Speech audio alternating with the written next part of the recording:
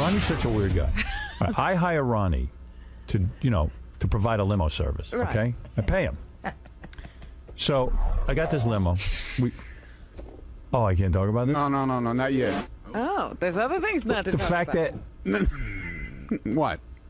do you know what I'm going to talk about? No, I think I do, but you're talking about the new car, right? No, I was going to talk about the old car and how it's no longer with me.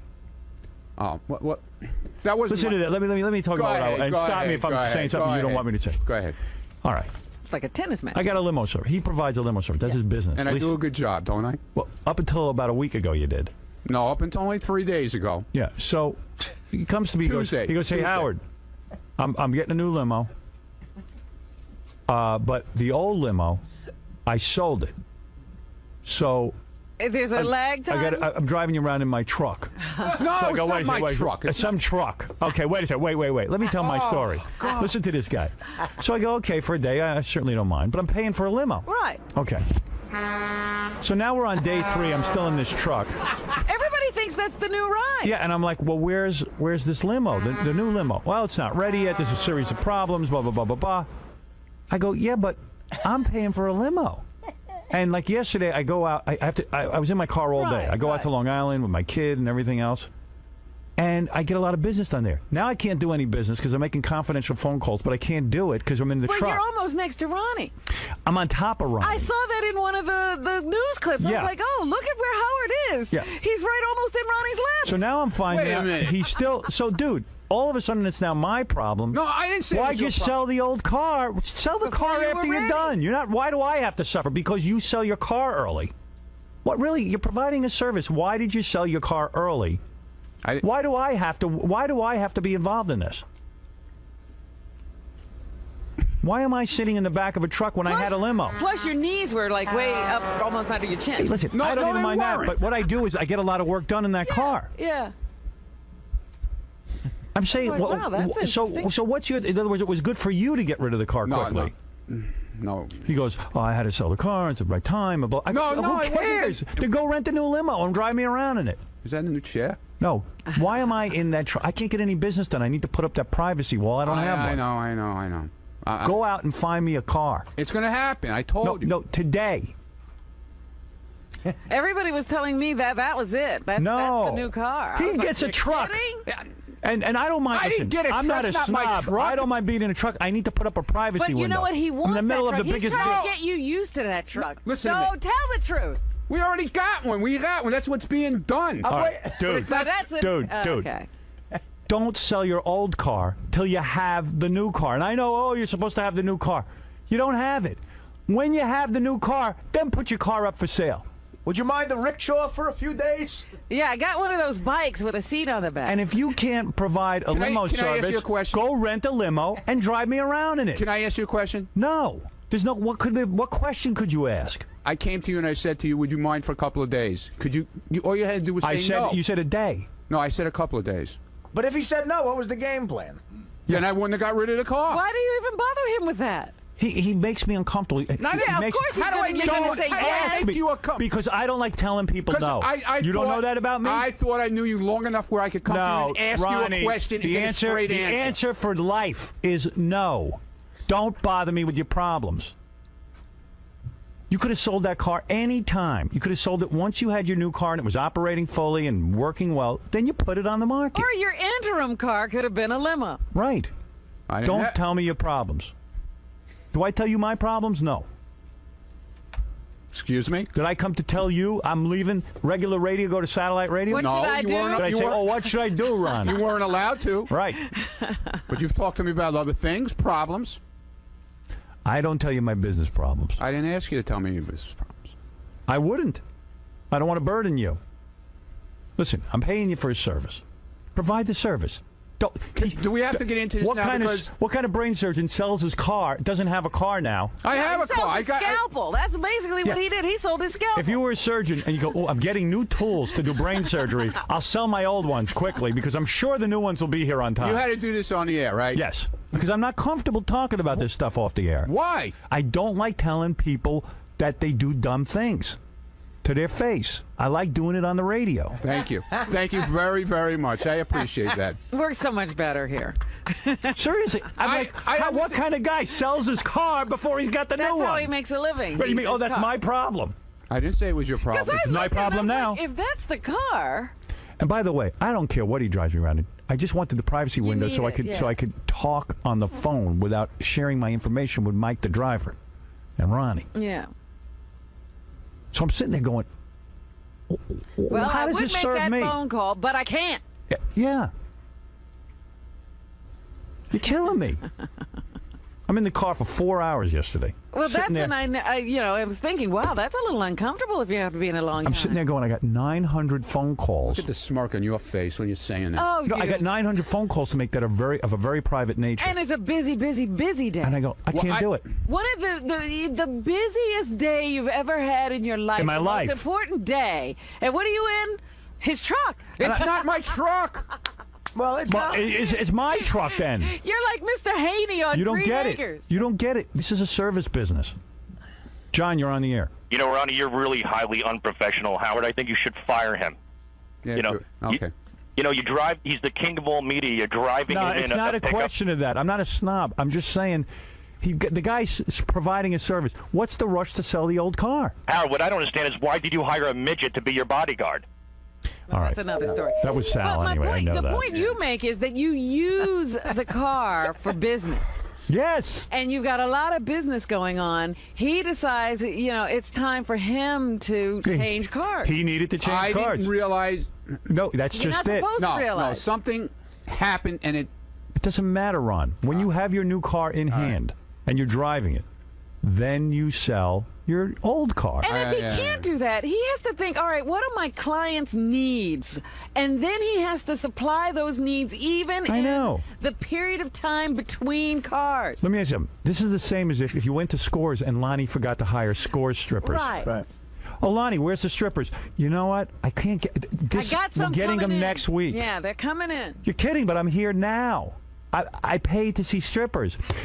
Can we serve you some lobster fra diavolo instead, sir? I got a guy who can dress like a woman. How about that for a little while? Yeah, that's all right. If you went to As long as Scores, they had a couple if of you went to drinks. Scores and there were no women there, well, would you say Lonnie's a schmuck? The food's good. No, would you say Lonnie's a schmuck? What would you say?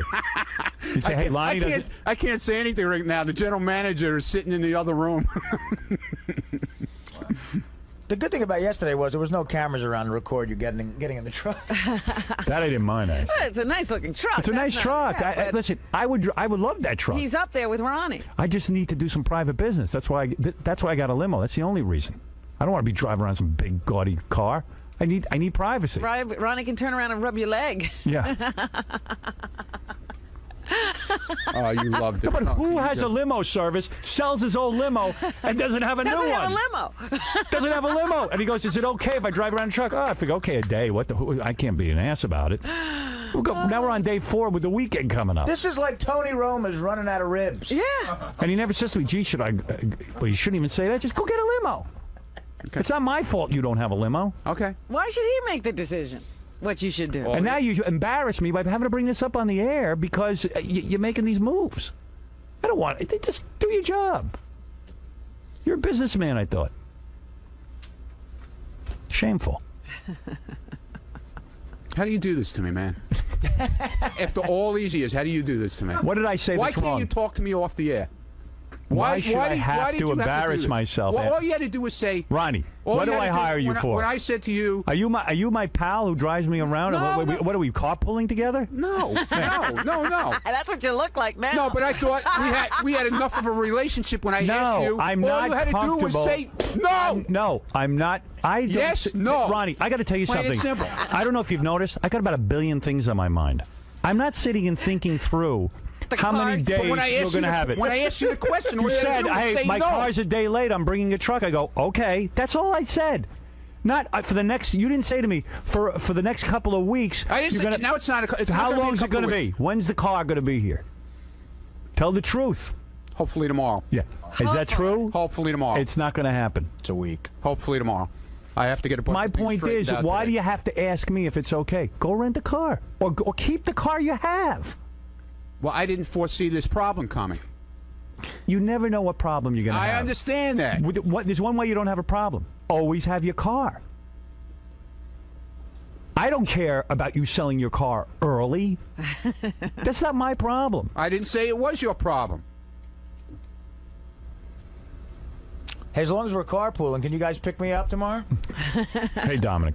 Ronnie, please use mine for the next few weeks. It's a brand new Picasso limo. No, Dominic. Clay. Dominic, It's that's got not a my wide- point. My point is, listen, I don't need to be driven around in any kind of limo. Picasso. I the just, hell is Wide that? screen. I prefer Empire Coach. I'm sorry. Excuse me. no, I would Wide prefer screen. anything where I can have a privacy. I had the privacy window, privacy glass. All right. It's got the extra wide door. We It's got a know. wide You gotta screen, have the flat extra wide screen door. TV. All right, thank you. Yeah, We why- have a I don't need flat it. screen. Thank you, TV. Dominic. Why Ronnie, does you can pick it up this morning. I don't need it either. I just needed my own. I had a car. He took it away from me. It's got 3 phones, Oh, Thank you. fax machine. He took away. He took away the car. He didn't need to do that. Why was it my problem that he I took didn't away say his it car? was your problem. It is now. Why were you asking him then? You made it his problem. Because I didn't. Now you're running around in that truck and thinking, hey, this is fine. Because you It's laid not. it off on him Yesterday it was a major hassle for me. instead of doing your job. Dude, I had to make a million private phone I know, calls. I know. couldn't share the information with Mike. I apologize. It's my fault. I got nothing else to say. That's the point. I'm leaving. Rectify the situation. Ruined my day. Yes. My day wasn't ruined And enough. by the way, my wasn't day- ruined my enough. day I was told you ru- this my morning day how was ruined yesterday. Now you got to What is ruin my that? day too, What are right? you saying his day was ruined? Now my day- Everybody's got to be. What Forget is it. he talking? You What's ruined his my day. problem? You didn't have to ruin anybody's day. Where's my car? All you had to do was say to me, no. Who now owns my car? Oh. Who? No, I don't. Your business is not my problem. Ruin. Let me ask you, who owns my car right now? Because I want to go hire them to drive me. Yeah, because they have a car. Actually, the guy. Oh, he's got. I'm just laughing at the. Who's got it? Where's my car? I want my car. A guy in Connecticut up by Gary's house. Can you call him, please, and ask him if he Gary can drive actually me? knows the guy because he's used him. All right. Can you ask Gary? Yeah. If I can have that guy's number so I can get a driver? Yes. Thank you. What was so Well wrong with done. his day? He's saying now you ruined his day more. Well, His because day he's was having already problems with the ruined? new car. It's my problem. I'm involved with him. Oh dear. See, people don't know how to run a business. It's almost like saying, yeah, I have a limo, but can I carry you for a few days because the car's not ready? And I swear to you, I don't care if I'm in a garbage truck. Right. I just needed. I'm trying to get some business done. We just made the biggest move of our lives. It would be nice to have a little separation. Right. I'm on the phone. I'm talking even to my kids. Mr. America, sitting there I listening. tell you, I saw one of the reports. You were driving off in the. I was like, boy, he's almost right next to the driver. I'm practically giving him oral. All right. Look. Can't Hey, we drop dude. this now? Dude, Can't we drop? you can't should we be let- on the phone getting me that car. Dude, she is so happy to stick a knife in my back. I don't know what I ever did to her. She did it to Why yourself. did she? Why did she? I have to didn't do take the knife. You did put she the do? knife there. that? Because She did nothing. If she would have shut up, I just happened to see how close he was. it would have been over with now. But now she keeps digging. You're and digging. insane. I'm not insane. She's not digging anything. She is. She does this to me all the time. With Oh, the hallway, please. everything. What are you talking about? The I'm hallway- trying to stop those coffee clatches. You shouldn't even be in the hallway. You should just be quiet and sit there. I am, but everybody comes. No, I and hear goes. reports. Look, That's what I was saying, that he could continue his show uninterrupted if he got his own assistant when you go to Sirius. Yeah. maybe I could get my own channel. Oh, I'm going to get you a channel, all right. Look, dude, I'm sorry. I apologize. You no I apology will, yesterday. I, Just will rectify. I will rectify the situation Thank you. today. Thank you. Okay. Bye-bye. And now, could you please leave me alone and stop already and go on to something else? Drew Carey is here. Thank you. Hey, that chair you sit in, I sold it. We'll have a new one in about a week. Please. Don't worry about it. Ronnie did get the new limo. Oh, it's there today? Yeah, I don't know what to do about it. What? It's very embarrassing. Oh, what? What? Well, Ronnie said to me, I'm getting a new limo.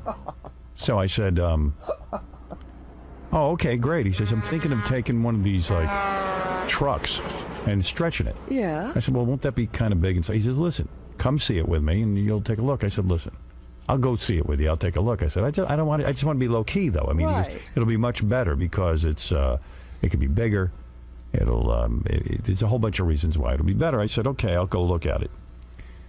So I never got around to it because I'm always too goddamn busy. I said, Ronnie, I said, Ronnie, I trust your taste. Oh, no. Really? You said that to him? Which is the craziest thing you could say to Ronnie because he's the guy who puts Playboy mud flaps. That's what I'm saying. You had to fight with him to get the mud flaps off the car. I know. The guy with the Playboy napkins. I was gonna say the guy with the Goodyear tire coffee table. And the colored water. He pulls up in a thing today. It is a big. Imagine I was shocked that you were going like a big black truck, but it's half a city block long. Right? Yeah, I heard he went to look at one, but he made yours even bigger. Yeah. It's so big you can't even like you can't put your legs up on the other side of the seats because it's you so don't far. reach there. It's like a block away. Yeah. I know what you're talking about, man, and I can't believe you're going to be driving around. You know what? You might as well put a set of horns on the top, on the hood. So I think I'm gonna have him sell it, and then we'll just buy a new one. Just got it. And I'll make up the difference. I mean, I don't know what to do. It's huge. It's like look at me. It's one of those things you could like put. You know, they have them in the Inquirer. You put a jacuzzi in it. Yeah, right. Exactly. I will never slip out of here inconspicuously. It's a stupid car. It's a stupid car. It's like you're 50 Cent or something. It's like the guy who goes to the gym in Brooklyn and wears big stupid pants. It should never make you happy. No. What is your deal? It's my fault. I should have gone with you. How many times? It's the size of Pennsylvania. How many times did I talk to you about this? You did. You could get the state in the car. My problem is. Stop it! It's the same goddamn size. I just didn't want to be bothered. You know what I mean? Right. He's got to get his job to get the car. I know, and I just went. What did he say yesterday? Oh, I got to sit right on top of Mike now. Well, yeah, because you had me in a regular. The same vehicle. No, I'm not even. I can't even see you up there. You got to call him on the phone. You should be happy. You hate me, so you should be happy, and you don't have to see me. You're always complaining at me. Oh, that's funny. It's got everything but a swimming pool. Yeah, I figured. Yeah, it's really. Got its own, golf course. Then he goes, "How do you like the back seat?" I go, "It's so uncomfortable." Well, no, but then he got mad at me. What you didn't say it was uncomfortable. The back seat. No, here's what I said to you. I went, "Gee, You know what? I can't." You're so effing hard to please, man. No, dude, you know what it is? Seriously? He liked the limo. Can I tell you something? I never complained. Yes, I did. Oh, he used to. I hit my head on that damn light. No, Ronnie put in. I can't get in this car anymore. Listen to this. The seat's in the way. The doorway's too small. The last car he bought, this guy, whatever he customizes, he puts in a light. The car is very low. He puts in a light every time everyone got in. I didn't put in a light. Like that big round bulb light you did. I didn't put it. They put it in. Yeah. They wanted you to be able to read. For 3 years, I've been banging my head on that thing. You get in, everyone, And my bam, mother, right into the light. my mother, And my you wanna girlfriend, know- everyone bangs their you head. wanna know why They we- walk out Do you bloody. wanna- They walk out bloody out of my car. Do you want to know why we finally changed cars and got rid of that light? Why? Because Beth hit her head. Yeah, because that's Why right. should people That's be not hitting my their fault. heads? It's not your fault. You got a big bulb sticking out where people It's not get a in. bulb, it's a. You know, The girl was unconscious for a day, and so was I. I've Why knocked my is head in there. something jutting out of the roof of the car? What a What lame. is your problem? I've been wrong in with you? limos. I haven't seen anything in the middle of the roof. Then he of the puts car. in the it, then he middle of puts the in a roof. phone. You can't even see how to dial it. Right. On the last one, I had to make him rip it out. Yeah. How are you going to see the phone? You are such a. So now I You said to him, got to look at these designs. You Go- got to. go downstairs and look at that thing in the garage. Oh, I can't wait. I It's said the size of Rhode Island. It is not. I know what you're talking about. Come on, Robin, let's go right yeah, now. I would Go. love to. I'm Go gonna now. Go. I'm Let's gonna go. Come on. Go down now. Let's go. Wait, I'll make a commercial break. What? I said I'll take a commercial break. Okay. Then come back. Okay. Wait, I give want me to a go. I reaction. want to go see if it's what I'm thinking of. Yeah, too. let's go, Artie. Not a party truck, you wipehead. Don't start it Whitehead? with me now. What am I Wipehead. Start one of those party trucks, okay? I'm saying It's a party truck. Like when No, you do, it's not. you know what, Ron? It's like when you do an appearance at a strip club or something, And it they ends in send big that disco gaudy thing. limo. Yeah. No, it's not. I'm gonna It's look not. at Hey, it. Ronnie, can we I'm paint gonna my look name at on the side? H-Dog. There is no pleasing you, man. Nah, it's a great car, but it's like not H. my Diddy. scene. USS Stern is. Well, yeah, the dog pound should be walking out of that car. Yeah, like Puff Daddy would have that car. G-Unit should be coming. The G unit. Hey, wait a second. Who's coming in? The G unit. Is that the Wu-Tang Clan or Howard Stern? No. But it's my fault. I'm going to get calls from the guys at Empire Coach. They're going to be telling me, No, they did a great job. That's what you were looking for. You could even stretch it a I little. talked to him about it. You know what? And he never. I couldn't believe it sounds you were great. going I said for this. I ran into Puff Daddy in the new car, and he says, "That's a little bit ostentatious, don't you think?" And he was walking with a guy with holding an umbrella over his head. crap. Dude, you don't have good taste. You're very Guido. Eugene. It's very. Eugene. That car is very subtle inside. What are you talking about? Inside. I'm not worried about inside. Inside's fine. What's outside? Outside it's plain. Outside, it's a moving house. Jeff Curro doesn't have that much room. Why did you put those big horns on the side of it? Like a clown car. Your car is bigger than Jeff Curro's new house. You're going to have to ride with one of those additional cars that says oversized load. It's a rolling battleship. Give me a break. You take up 1.5 lanes. When I come into port. You know what? I give up. I really give up. I asked you. You did. You know did. what? You did ask I asked me. you. Just get the big steer horn. Just come on the downstairs. car. The parking attendants are going to have to join the Longshoremen's Union. You should have seen him trying to pull it into the garage. It's like a landing strip. They got guys out there with signal flags. Not the rope. It's 8 inches smaller than the other car. It's so funny, too, when I go to pick up my kids, they're like, Dad, we don't want to be in a limo because it kind of like attracts a lot of attention. Don't pick us up. Don't pick us up at school in the limo. Now look. Now I'll never get it. Now I'll never see my kids again. Oh, forget it. Dad, please don't come to the house. You know what's good? I just bought a pet elephant so I can get in the car. Now you have a place to put it. You suck, man. I really mean that. Why do I suck, man? Because I talked to you about this. You I did. Said, You did. I should have gone with you. I trusted you. I trusted your taste. I forgot. It's bigger than the I don't know studio. how you could have ever said that. I thought maybe you kind of. You were right. I should have been there. I would have told the baby to just go with the normal looking thing. It's a bit much. What did you say to me yesterday on the air? How you ripped me up and said, "Oh, my legs are all." You have to, because you had me in a small car. Yeah, but No, now that's not to the make old the car limo. That is not a invisible? small car either. No, Ronnie, you're comparing a truck forget it. Yeah. to a limo. What are you talking about? You're out of your mind. Oh, now I'm out of my mind. Now you're a limo expert too. No, I was in a truck yesterday talking to you, not Yeah. about a limo. Okay, this is a truck too.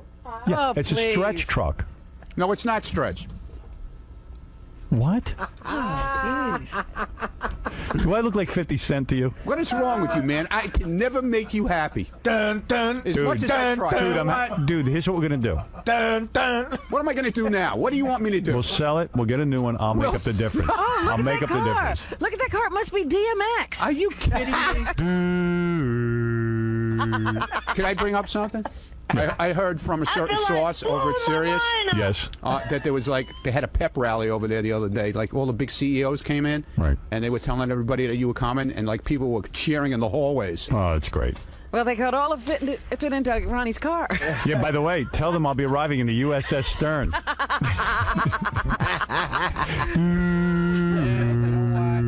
I can't win. Aye, aye. Serious? Throw down your ropes. I can't win. Laddie, could you do me a favor? Could you pick up the Yankees and bring them to the game tonight? Hey, maybe we could buy New Jersey and make a new parking spot for the truck. Ahoy, mates.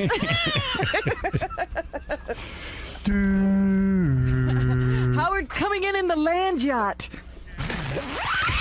Yeah. Hey, take this song and blast it really loud when I come up through the streets. Does the car bounce? Bounce to this. Yeah. I don't know what to do now, man. You really now. Do I look like this is my song? How am I Fat Joe. You know what? You'll pull into some neighborhood and get shot at. Yeah. How am I going to go to Scores in Fort Lauderdale now? You ruined my whole weekend, man. Seriously. R to the easy. Do I look like Remy Martin? M to the Wizow. Yo, yo, yo. This is a bad ride. This is a bad ride. Yeah. Yo, morning radio. Coming at you. It's not that it's not a beautiful Dude, car. I talked to you about this. And I know. You I said- asked me, how big is it? I said, it's the same size as what we had. Listen. Actually, it's a little smaller. You said, okay, that's okay. Yeah. Then I talked to you about the I seat. said, I trust you. talked to you about the seat.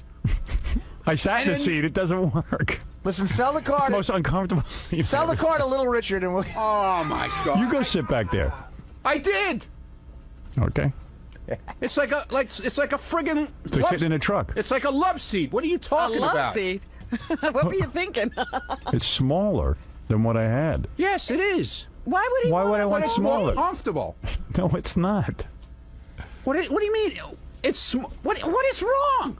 Tell me what is wrong. It's the What, did car. his What do you legs mean it's shortened smaller? since you The last car- drove The him? seat is smaller. The car. The seat is bigger. The car looks huge. I told you it was going to be like that. All right, so it's wrong. So we'll fix it. How are we going to fix it? I'm going to sell it, You're going to sell. and I'll pay you the difference, and you can get a new one. Maybe you'll make money. Oh, Mystical just got out of jail. Look at his car.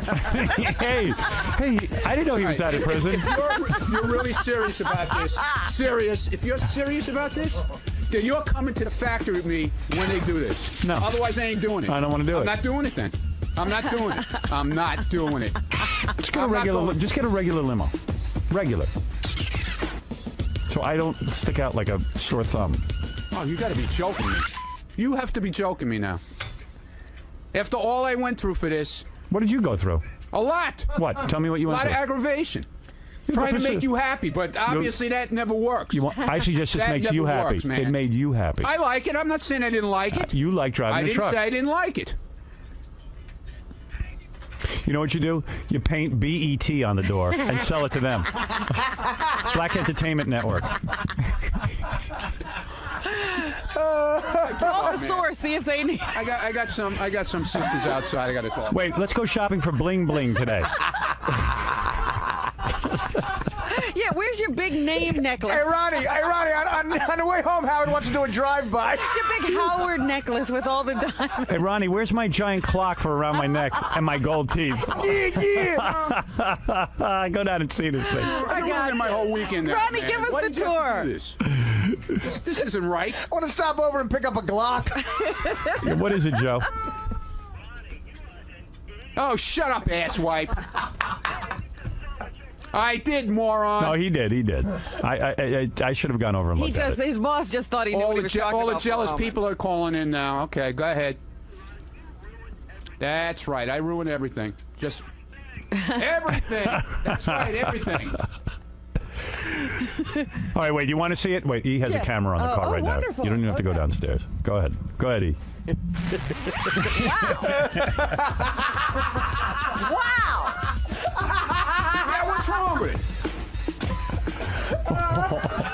I love my niggas, but where's my bitches? I love my niggas, but where's my bitches? Run They can all fit in this tell the car. camera to move, like, take a full-on shot from I don't the even know where it ends. Look at that. Oh, my God. You know what? I thought there was something parked behind you. That's one car. Yeah. Oh, it is. It's exactly that car they Look at put it. in the National Look Enclosure at that. with bedrooms and hot tubs. Yeah, The Springsteen is playing smaller venues. guys, a whole band's tour in less than that. Look at the size of it. I swear to you, Massive. I thought there was another car behind it. Nothing could get behind You know, there's the a car. garbage dump behind it. Hey, Gary. Oh my God! That's unbelievable. Oh my God! It's the SS Mund. That's not even legal, is it? You know what it is? What is that consuming gas? Captain Mund, ahoy! What do we get? A mile to dear. the. What do we get? Like 1 mile to a tank of gallon. gas? No, to what? 12. 12. 12. Yeah. That's obscene. You know what it Lord. is? That's the thing that the 20 kids rent when they go to the prom. No, it's not, Yeah. Gary, because That's that's what I thought. nowhere near the size of that one. 20? All right? You could get the whole What the hell's class your in there. problem I'm now? just saying what it looks like. Seriously. If we get any more of a gas shortage, people are going to roll that car. Yeah, in the people are gonna be. Oh, man. Gee, I can't wait to drive around in that today. I wonder if anyone will notice me. Oh, Hey, it comes with a crack pipe holder. wow. I swear to you, I thought it ended there, like know what? halfway back. This might be as mad as I've ever seen him. What are you gonna do, man? He has no taste. He's pissed. What do you mean? You know you get that Guido sensibility. But he's Jewish. You know, I you're know. ready. You are ready for cribs. Let's go look at the cars. Yeah. Look at that. Yo, this is my stretch. This is my stretch, yo. Well, now we have no choice but to get rid of it because the whole world is going to see it now. Oh, yeah. They were going to see it anyway. Now, there's plenty of those riding around the city. I don't get enough attention. Oh, my God. Look at this guy looking at it. He can't believe it. It's like the Queen Mary. Everybody's just staring I give up, man. I really give up. I'll see you later. Yeah. Nobody can believe What? it. You won't see me later. Oh, yes, you will. Look at the guy him. pointing at it. They're all staring at it. It's a black guy pointing at it. Yo, this is my ride. My whole that's family's me. Like, living who's here. upstairs, man? P. Diddy. Much love. All the brothers are going out. Woo! Well, you got some ride. I want to kill myself. Oh, you think no? I mean, yeah, that's the kind of car people don't notice. It just blends in. I just want to get in and out of places easily. Right. No, and that's a blend. That blends in. It really does. Nobody will be looking. Think anybody be looking to see who steps out of that? There'll be a spotlight on you. Everybody. Oh, there's another black guy. The car seems to attract a lot of black and Puerto Rican guys. But you notice how much attention it's attracting now. I mean, my goodness. Oh. There's not one neighborhood in New York City where you could park that. Oh. Not one. All right, we're going to take a break. We'll be back right after these words. Hey, Ronnie, open the back door!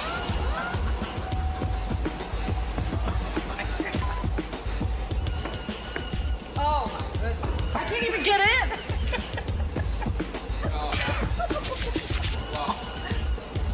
Now, Artie, you sit there.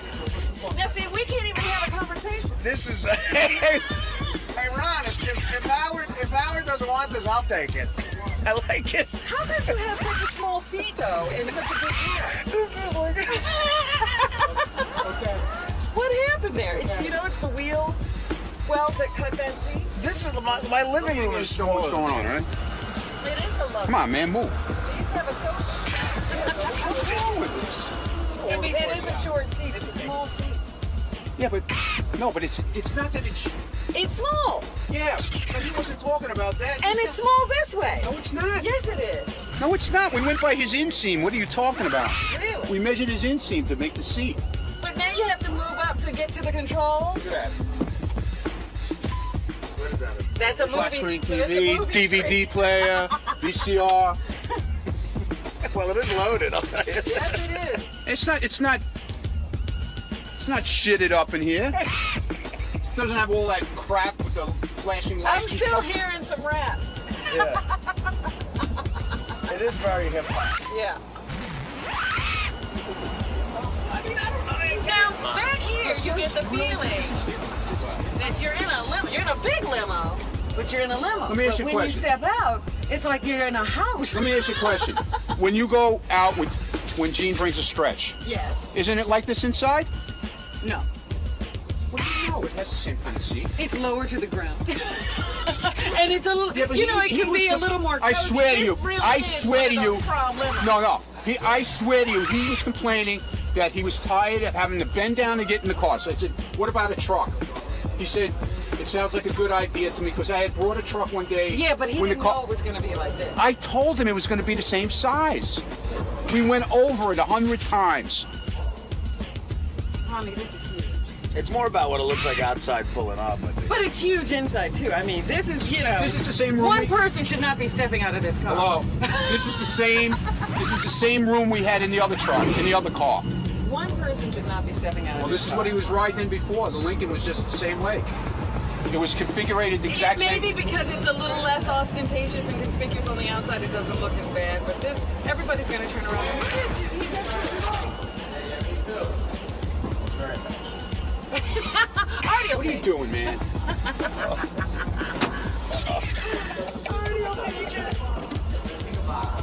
All right. Oh my God. I'm gonna jump. Yo! Artie, what do you think? Artie, what do you think? I don't know what to think, man. That's I'll take it, actually. I got cousins who are homeless who could live in that thing. I'm exhausted. I just toured your car. Oh, I mean, what do you think? Can I learn to live with that? I mean, I don't know because I don't think people will ever stop staring. yeah. I mean, look, inside it's beautiful and comfortable, No, it's but beautiful. my God, pulling up in that, it's just no way to, Yeah. I mean, that's it. It's all about you as soon as you get there. Did you go jogging in it? Did you go on the jogging track? Well, if you jogged around it, I'm sure you've done a mile. You could just lay out a track around it. Hey, Mark, you're on the air. Hey, Howard, how you doing? All right, man. First-time caller, long-time listener. Hey, I know why Ronnie bought the limo for I you. knew so. Yeah. Why? That's going to be your new broadcast station. Your studio. You can set up in there. Gonna get set up wherever the guests are. Yeah, you got plenty of room in there. Did you go in there actually? Yeah, we sat in it, and Artie was sitting on one side where you are, and would be, if you just got in the car, and I sat in the guest spot, way over on the other side. So we couldn't even have a conversation. You got Yeah. plenty, Oh, of, you got come plenty of on. room to have all kind of Yeah, guests in there. break. On what planet wouldn't I be embarrassed to be driving around on that? I mean, you know me. I'm trying to stay low key whenever I step out They of the don't car. have a limo at all. Why? Have something I- that doesn't stand out at all. Okay. Oh, look at you. That's the point. That's what I'm trying to do. I'm trying. The limo is a necessity the for me car because that you had before I go stood out back and also. forth. Okay. I go back and The forth. car you had before stood out also. No, this Not this- as much as that one. Not like this. A 24-foot Not limo. like this. A 24-foot limo, honey, stands out just as much as Hey, whatever dude, you're I ain't driving your now. honey. Not Number in one. Manhattan. All right. Dude, that thing is a party limo. No, it's not a party limo. Okay. Hey, a party limo. Excuse me, I'm going to prom. Do you think I I could? got one thing to say. The maintenance man said if you don't want it, he'll take it. Oh, good. I take it. A Not party that limo. I don't think it's beautiful. I mean, in some weird way, it's like a rocket ship is beautiful. And if you saw it, you'd look at it, wouldn't you? Yes, I would. I go, which a-hole stepping out of this?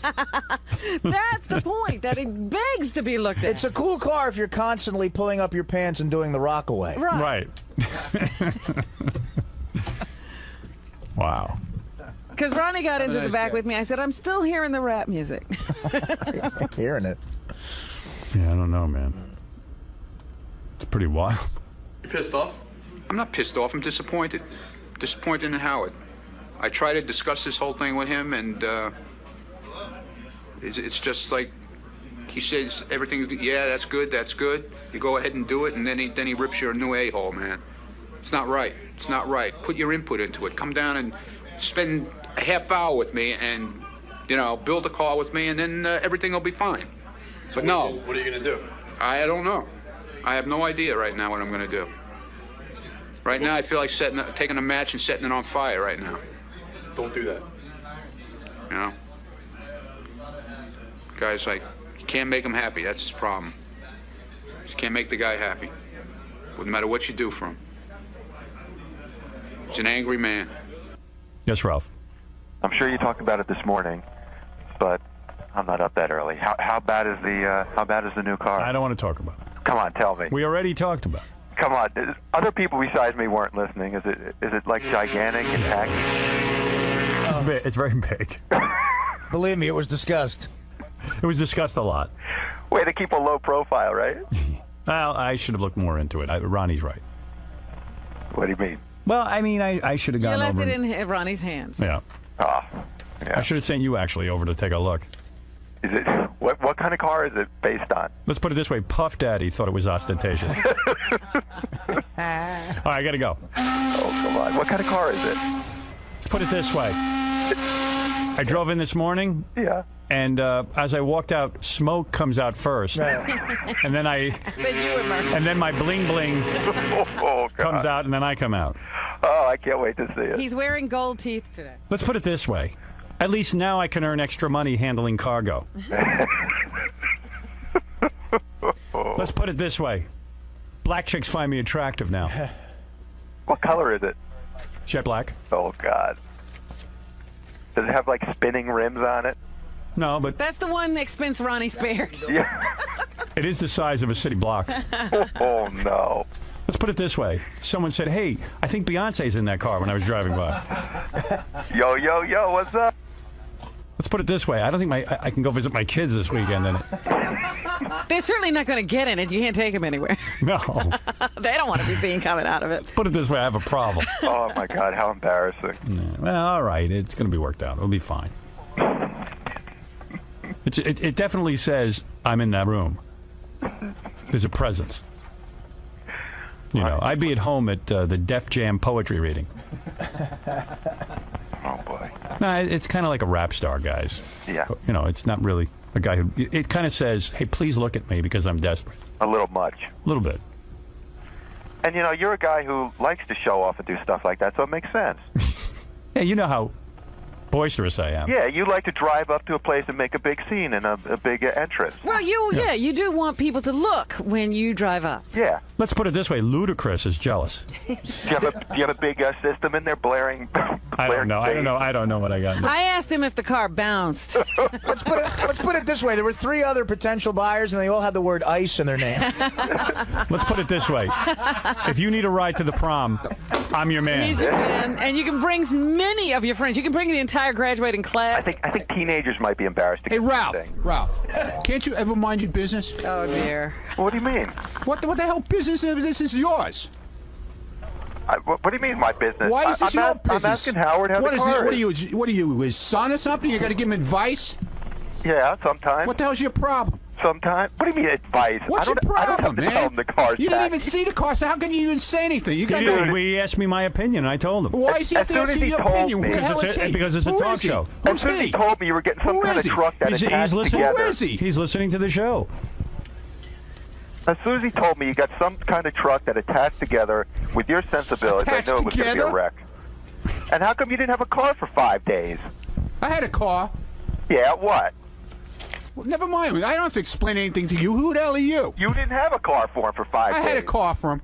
Yeah, not what he paid for. He paid you to drive him How around do you in a know what stretch he limo. paid for? You don't even show know up- what he, you you show don't up know with what like he a pays Jeep. for. Mind your business. Ralph's part of my entourage. He's going to be in there with me. Yeah, right. Everybody hates him I'm when not he's in the getting in car. that thing. He gets in that thing. He gives directions. He thinks he knows everything. Yeah, I can drive better than half your guys. Yeah, good. So go ahead and do it. You don't do anything else. Oh. All I know is I've got to get OnStar so I can find my way to the front of the car from the back of the car. You got OnStar. Ronnie, you going to sell it? Because clearly he's not happy with Yeah. it. Well, we'll talk off the air. We'll figure out what to do. Everything will be fine. There's a lot of guys who are in the prom business are going to want that. Puffy might Well, buy it. there's also a lot of guys in other businesses. That's not who a would prom want car, it. okay? That's not. If you. What am I wasting my breath for? You know, I'm telling you, a lot of guys would like that car. dude, I told you a couple months ago we were sitting in the car, or I think we were at the dinner at Nobu, and Ronnie said he was going to get some truck and attach them together, and I said, What are you talking about? Attach them together. It's the size of a boat. I mean, it's literally like the size of a steamship. It's like a steamship going down the street. When I come in, you hear. They have to raise bridges for him to Yeah, okay. All right. Is it? Hey, does that car come with a posse? Is Yeah. it an Escalade? Yeah, well, you got Ralph. Ronnie, what is it? It's an Escalade. Oh, It's stretched. It's stretched to the size of a city And I want block. to thank the guys at Empire Coach and King O'Rourke Cadillac and for doing such a great job. why do they get a plug? Yeah, Why why are you not? plugging? Why not? Why are you plugging? Why not? Because everybody's knocking their car today. It's not their car. Nobody It's your knows. car. Now they people know it's that their they car. made it. They didn't. Nobody knew who made it before you started blabbering their Please. names. Yes. You know what it is? I just think that Ronnie and I have very different taste, and I left it up to him, and I shouldn't have. No, It's my dude. fault. I don't blame you. Yeah. No, it really is. I know your fault. taste. Different taste. Dude, you're the guy with the Playboy mud flaps, There's Playboy no Playboy block. mud No, flaps. that's what your style is. Dude, giving your own. The interior of that car is the same as the other one, except it's a lighter color. Yeah, but You you're the didn't guy. complain about the interior. I like the interior. It's huge, Ronnie. I can't be undercover in that thing at all. Ronnie, don't you understand that? Shut up, Ralph! That he goes somewhere, he doesn't want attention drawn to him. Oh, He just then kinda don't wants ride to in a fix limo it. like I told them before. What? Don't ride in a limo then if you don't want I mean, attention. Ronnie well, every day he didn't want to be in a parade. has a tattoo of his favorite T-shirt on his arm. Yeah. He has a different kind. That symbol, the skull. That's your favorite T-shirt. Oh, and you told me you liked it, so I guess I you do, lied. I but guess it's you lied. but it's not something I guess you I lie would- a lot. Yeah. It's not something I would put on. It's good for you, Ron. It's good for you. The car is perfect for you. It's like the car's afloat. The car is kind of who you are, but it's kind of not who I am. That's all. Are you and it's gearing my up for the fault. Thanksgiving Day Did parade, Ronnie? we discuss this before it was Yes, you even told me. built? You told me to even come and see it, and I didn't. I made a mistake. I should have gone to see it. I had a feeling I should have. I get so busy. I just go do whatever you have to do. That's my fault. I'm too busy. I am, Tom. I'm too busy. Can I ask a question? Sure. Why are we plugging the limo place? I don't know. I didn't put him up Ronnie's to it. doing that. Seriously. I mean, if there's a deal, I need to know about the. Yeah. Is there a deal? No, there's no deal. Okay. So I mean, So hit the button. That's why you're sitting back there. Don't. If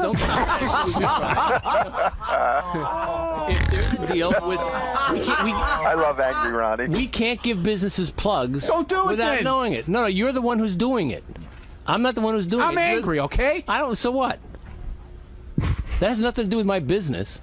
The business is there's rules about plugola and payola. If there's a deal There's with no this, deal. Okay. Yeah, dude, we're calling the SEC on you. I just need to know. That truck cost me 6 figures, okay? There's no deal, believe me. All right. Well, I just need to know that. Do you have a deal? There's no deal. Are you a friend of theirs? Did it cost you 6 figures? Yeah, I'm a friend of the Cadillac dealership, King O'Rourke, Smithtown. He's an advertiser on the show, remember? I know that. No, I do remember that. But I don't remember he paid money. The other guy, I don't remember advertising. Let me ask you a question. Okay, so what do we give him All right, plugs so for? hit the button on that one. Don't get upset say with it me, anymore. Ronnie. I won't say it anymore. Okay. Don't get upset with me, Ronnie. I got a quick question for you. You know Howard, he said, you just handle it. I don't have time. You know he's busy. Right. You think maybe you get a picture or something and kind of float that by him and say, hey, take a look at this. What do you think? Yeah, I might have said it looks a little big. Or, some Saturday evening, you Especially see if you gangs pay of people 6 figures going out for in a it. car like that. You point it out to Howard as you're driving by. No, I left it up to Ron. No, I shouldn't have. I shouldn't have. You know what? I made a mistake. You're talking about a party car. A party car is 8 feet longer than that. Hey, do you know who called what? up, wants to see it? ODB. Good. He heard about it. Maybe he'll buy it. Let him buy it. Who cares? I don't care anymore now. Don't care. Is Howard Let him have it. Is Howard changing the name of his apartment to Bubble Hill? Let him have it. You I better don't care, Ronnie. I don't care. Your main customer's not satisfied. Sell it to BET. Well, Ralph, then maybe you should come and take over because you seem to know everything. Well, that's why you call in for every subject. So I know a few you things know here it and there. all, okay? I know a few. You're a real businessman sitting back there in your apartment doing nothing. Hey, Rudy, you're on the air. I could have told Real you how to business. like that car. What, Rudy? How you doing, guys? Hey, I just want to say congratulations. thanks. And maybe Ronnie can send a limo to pick you up from where you have to park your limo. Yeah, is it possible to get a limo to pick me up from the limo? I mean, can you even drive that thing in the city? Yeah. Yeah, you can drive it. I mean, it's just, for me, it's a little ostentatious, that's all. Yes, Jeff the drunk. Oh, Hello, Ronnie. You're an unprofessional moron. Yeah. And you're an idiot to boot. Why is he an idiot? 'Cause he is. Duh. He didn't console you at all. He didn't ask you if you wanted it. Oh, He's shut a up, jerk. moron. You don't even know what you're talking about. Shut up, Ron, you drunken bum. ass. You're a drunken bum. You're an You ass. didn't even hear what we were talking about, how I did talk to him about it. And You're a stupid ass, moron. Ron. You're a moron. Go to hell. Go change your mother's diaper for her. Oh, Please, shut go up, ahead. you Go bitch. ahead. Ronnie wouldn't Guy, let me smoke weed. 45 years old, sitting there living with his mother in a broken down trailer. What does that mean? You know me. Ronnie wouldn't let me throw up on the carpet. Howard, is the dance floor nice in there? It's big. I got to say, it's a very nice interior and everything. It's very nice, and believe me, a lot of people will be happy with it. I'm just kind of a little more low key. Low key. I just know when I can't deal with this. I know wherever I pull up, it's going to be a big brouhaha. Limo isn't, right? It's a little less. It's a little. You see a lot of limos in Manhattan. You don't see anything like that. Yeah, okay, fine. But I give you an answer. You don't. There are certain don't see cars anything that like that. really attract attention. That is one of them. It attracts a lot of attention. Donald Trump's going to roll up in that. No, he's not. No, he wouldn't. He didn't want that. Trust me. Well, it's turned out to be a long day. It's the kind of car you rent to celebrate your acquittal. Artie, will you drive me home? I'll take you home.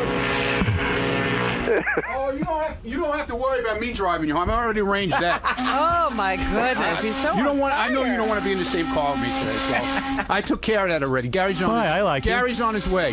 I like Believe you. me, I got to go to Fort Lauderdale and rest my head. That's why you're going. I'm really gonna have to rest my head now. Oh, please. You're getting right on a plane to go to Scores. That's what I said. And he'll forget about this as soon as he's there. Hey, Ronnie. No, Hey, I didn't get a good look at it. Is there a kitchen in that car?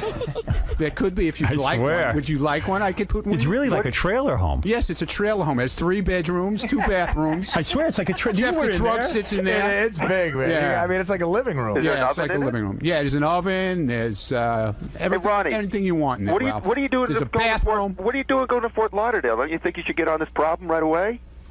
No.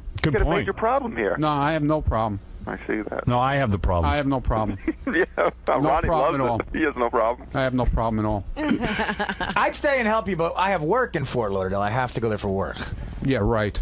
All right. Thanks, Ralph. Okay. Yeah, Thanks, Ronnie, thank you. Ralph. Thanks for a lovely day. Oh, come on, Ronnie. Don't be Enjoy so yourself. Sit and look defensive. out the window. Thank you. I'm just trying to help. Yeah. You really helped me. Thank you. Ronnie has different taste. That's all. Yeah, right. Ronnie has different. Leave it at that. You No, I do. said it was Howard's Ronnie's fault, an too. idiot. It's Ronnie's my an idiot. fault. I didn't pay Yeah, attention. Ronnie doesn't know how to do anything right for you.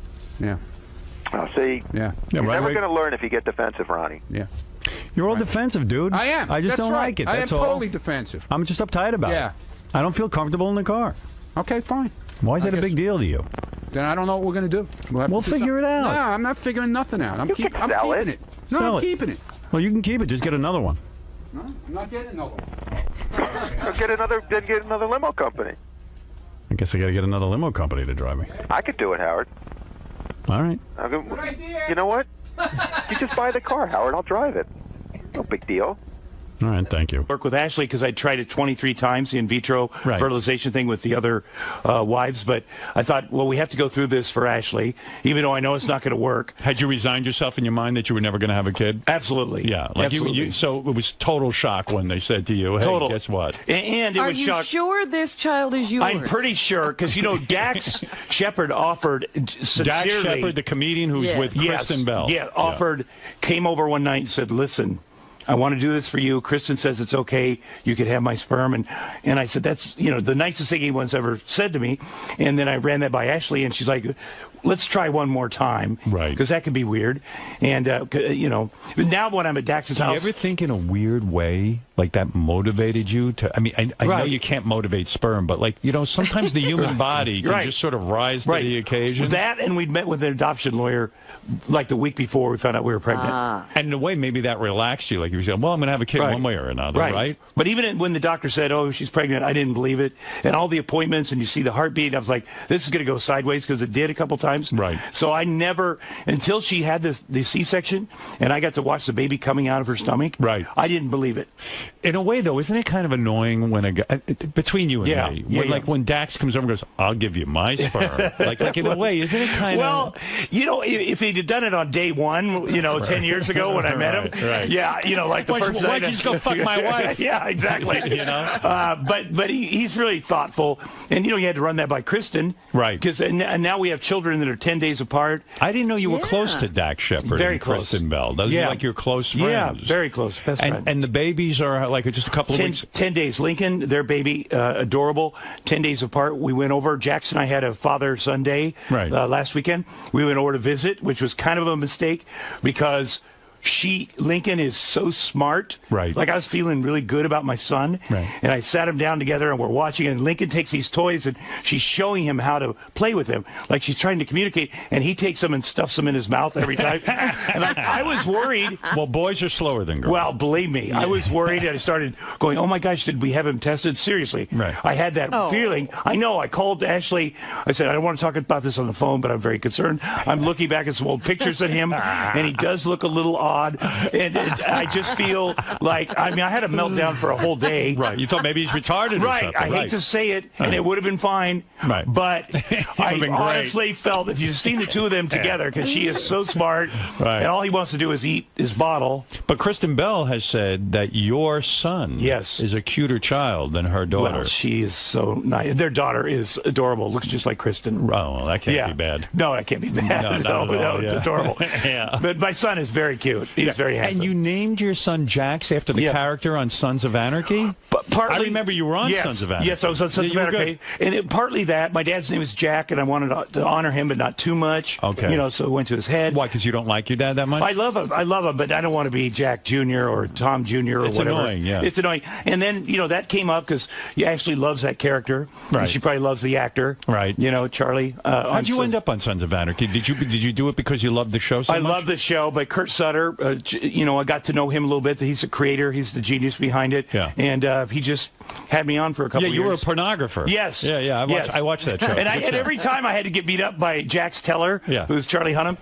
And I would be like, Kurt, he can't beat me up in real life. I don't know why this is. And he goes, just do the fucking script. Just do. I go, yeah, but in real life, I just want you to know, he couldn't do it. He probably could, but in my mind, I took him very personally on that show. Right. And then he finally like, yeah, we're killing you next week, Tom. So you remind me of Eric the actor. He will not play any gay characters because he's afraid everyone will think he's gay. Yeah. You're saying in real life you could beat up Charlie Hunnam.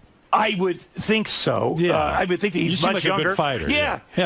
But the Eric the actor thing was pretty brilliant because all actors, it was true. Everything about that was true. It was, distorted, but yet I was listening to that and I thought, yeah, I've been there. Yeah. I've been, in the competition and the sadness and the rejection. And do you get close to the guys on Sons of Anarchy when you're on the show? I did. I knew some before from movies and stuff. I feel bad for this Charlie Hunnam guy. Yes, the guy who he's great. Plays Jax. Yes. He was chosen to be in 50 Shades of Grey. Yes. And he just backed out. He did this weekend. Because I think he felt that so many fans were against him being this lead character in 50 Shades of Grey that he said, what do I need this aggravation for? That he actually kind of got himself forced out of the role. Right. Yeah. Did you ever talk to him about that? No, but I think I was excited he was doing it because then I would actually watch 50 Shades of Grey. Right. Because he's such an interesting choice. Yeah.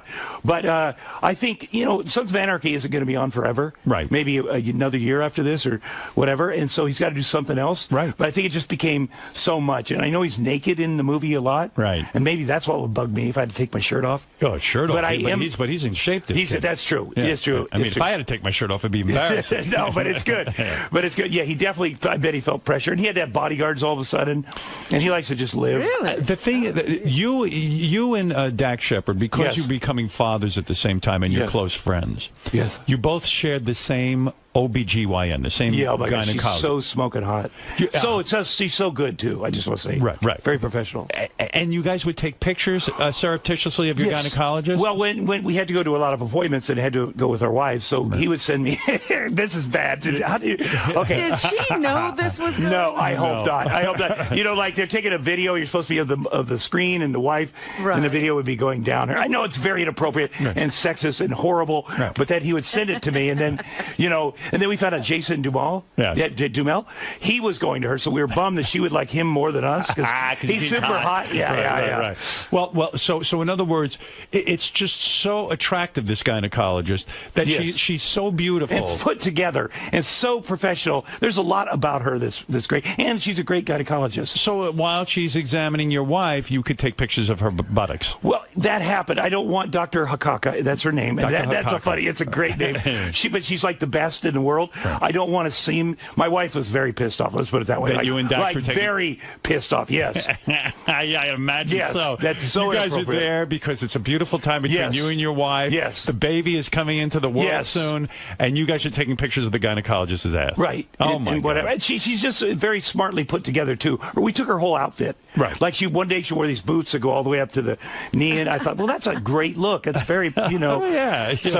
So you captured it. Yeah, I captured that. And I understand you are still seeing the gynecologist even after your wife is not. I wish. Yeah. She's so good. She's so beautiful and whatever. So is she the gynecologist to the stars? I mean, she does a lot of people. I think she does a lot of people, but she does because she's not like they wanted a moil to come in to do my son's circumcision. Ashley did, and I didn't want anybody else in the hospital that had germs and the idea of this old moil that's whatever he's pretty. But I had her do it. Dr. Hakaka did it? So she's the first person that touched my son's penis, which is all, it's all downhill from here. But I wanted to take a picture of her for his sake later in life when I go, hey, as a matter of fact, look at this. What did Dr. Hakaka wear during the circumcision? Everything she has is like fitted. Right. So even her hospital stuff is like fitted. Right. So it's beautiful. So I go, I'm very attentive when she's around. I went in for the circumcision. Right. Normally I would miss that. But she's so loving too. And she's just a wonderful woman. You have a crush on Dr. Hakaka. Well, of course. Yeah. Of course. And her husband is super smoking hot too. Of course he is. She's married. Yeah. Well, okay. Well, very good. I mean, it's just incredible. And you say you lost 50 pounds. I did. Because you really have to worry about your health now. I mean, God forbid. I mean, you got a young child at home. Right. And you are the role model, right? Right. You're the male role model, yes, I assume. I hope so. Yeah, absolutely. And you want to be around. That's the whole point. I want to be around. And it's not hard. It's just that I was such a glutton before. I just eat normal-sized meals. meals. We have a lady that brings over some food. Right. And it's been easy. People don't understand that concept. If you cut down your portions, right? You know, I dropped 22 pounds myself. You look good. Thank you, as you do too. And so, I like how we're blowing smoke up each other. No, but seriously, we both look horrible. Generally, we look horrible. Now we look a little better. But what I'm saying is, people don't realize, because someone said to me, "How'd you do it? How'd you do it?" Right. I said, "Listen, I just ate a normal breakfast." Right. Sort of like a spa lunch. You know what I mean? Like right. Some vegetables and some fish. And then for dinner, I eat whatever I want. Right. But, nothing crazy. Right. A portion. Right, exactly. Nobody gets that. Exactly. Right. And the weight will come off. One plate. Before I would eat 2 plates. Right. Load them all up. Me too. Get ready to go through there. But also, I think that bread was my thing. So just eliminating that. And I know you don't drink, but if you have 2 or 3 glasses of wine, right, you're going to pack on the pounds. It turns to sugar. That's right. I have one glass, if that.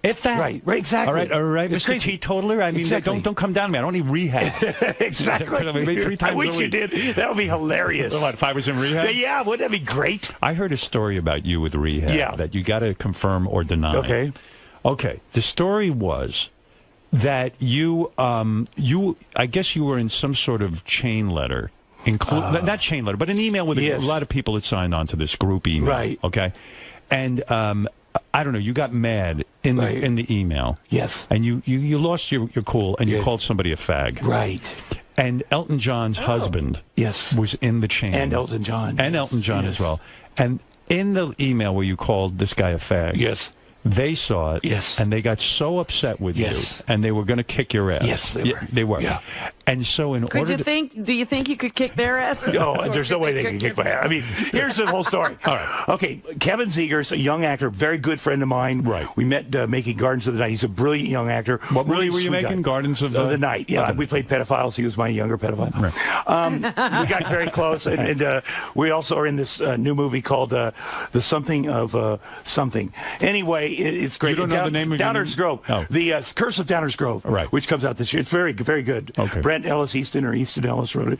And anyway, so did you read the script? I did. Well, no, not really, but it's great. And Kevin's one of the best young actors are. Anyway, I'd been in rehab. I had all these surgeries, but because of the surgeries, I was still on medication.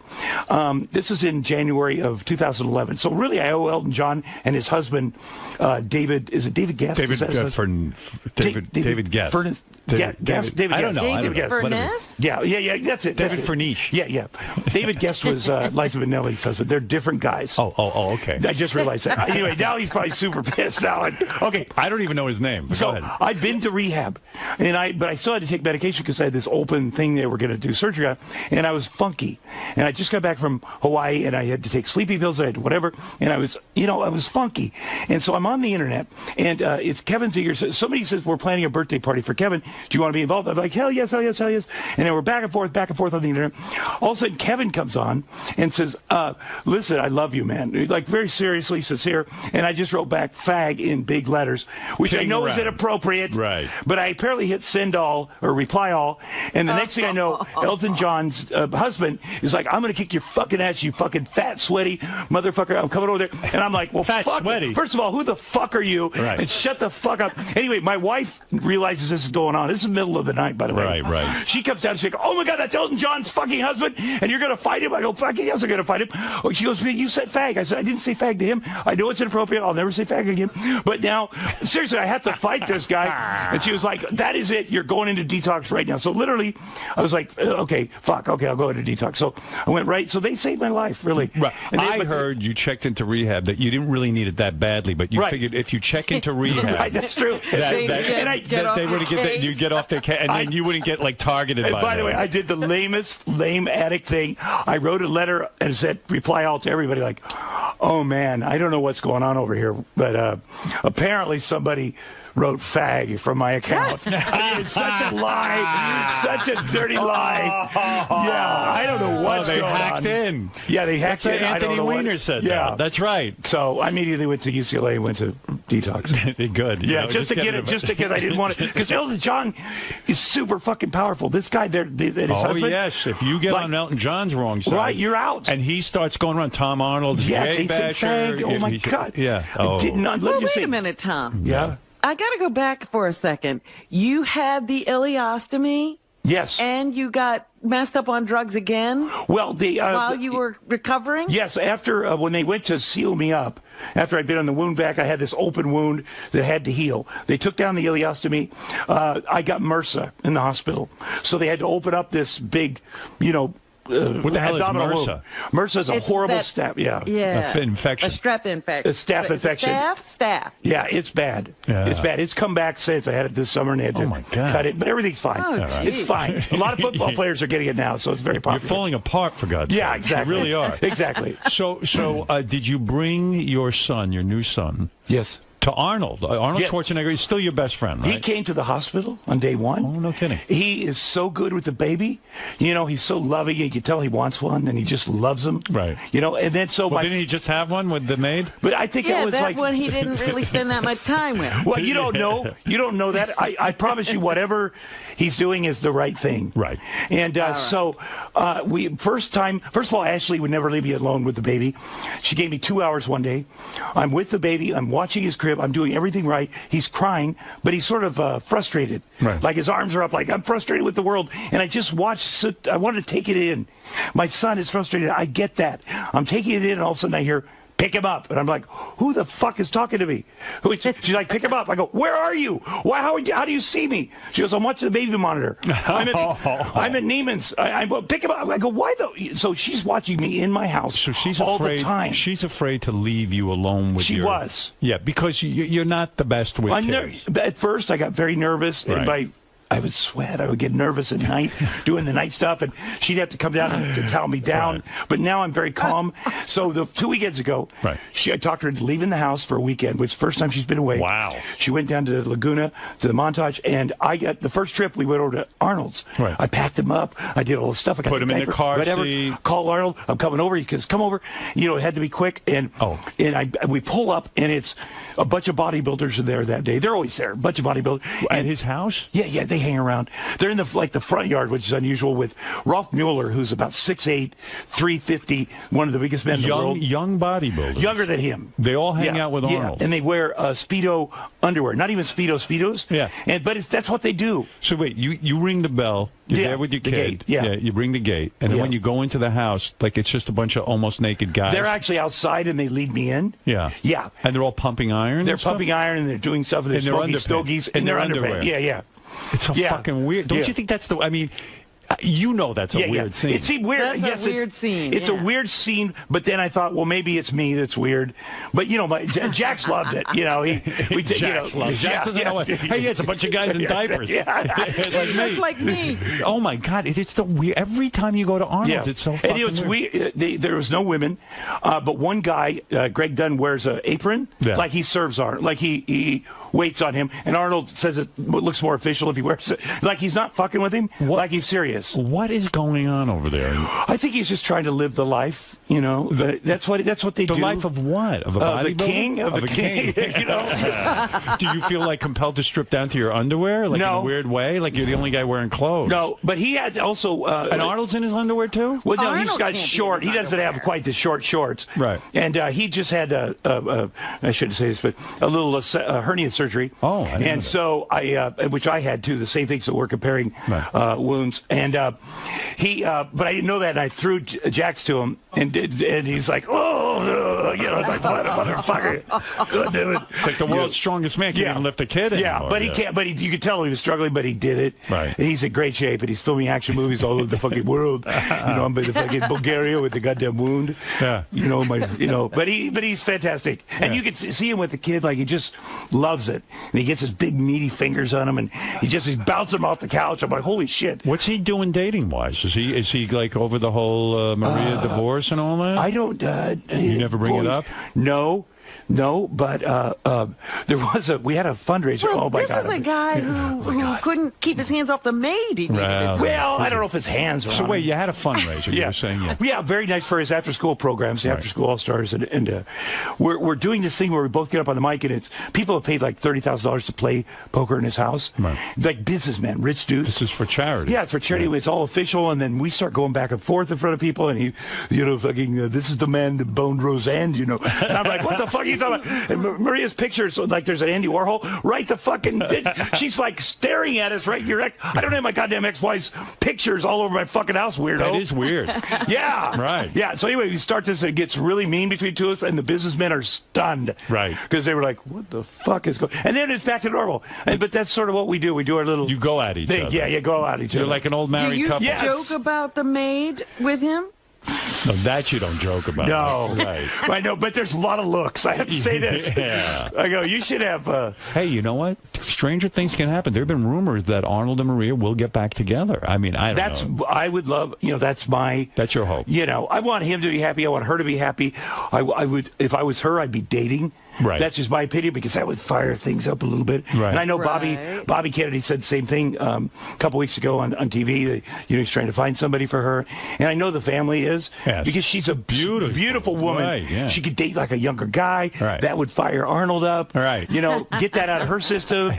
Seriously, that's what she should do. Yeah, because he needs to be jealous a little bit. Right. But then again, he probably like it. He's like, let's get that motherfucker over here. Right. Yeah.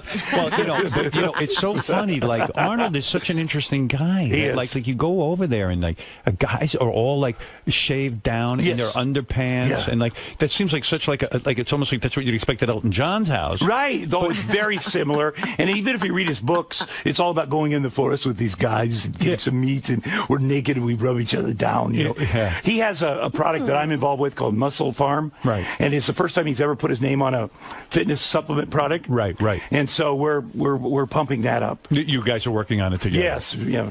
My it's brother. Interesting.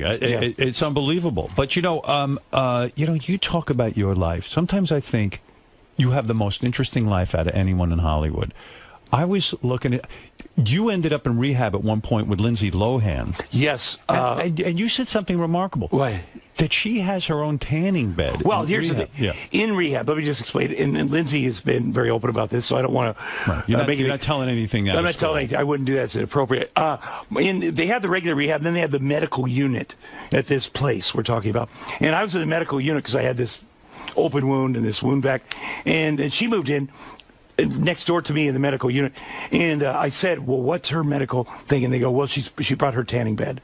So she had to be hooked up to the special electricity. Jesus. That's for real. Oh, my Why? goodness. Why would they allow that in a... This is in the rehab. Yes. It's in a real, legitimate rehab. But I thought like going into rehab... I don't know anything about rehab. But I don't know the process by how someone gets sober. Yes. But like it would seem to me that you're supposed to be humble in there and not worry about your personal appearance all that much.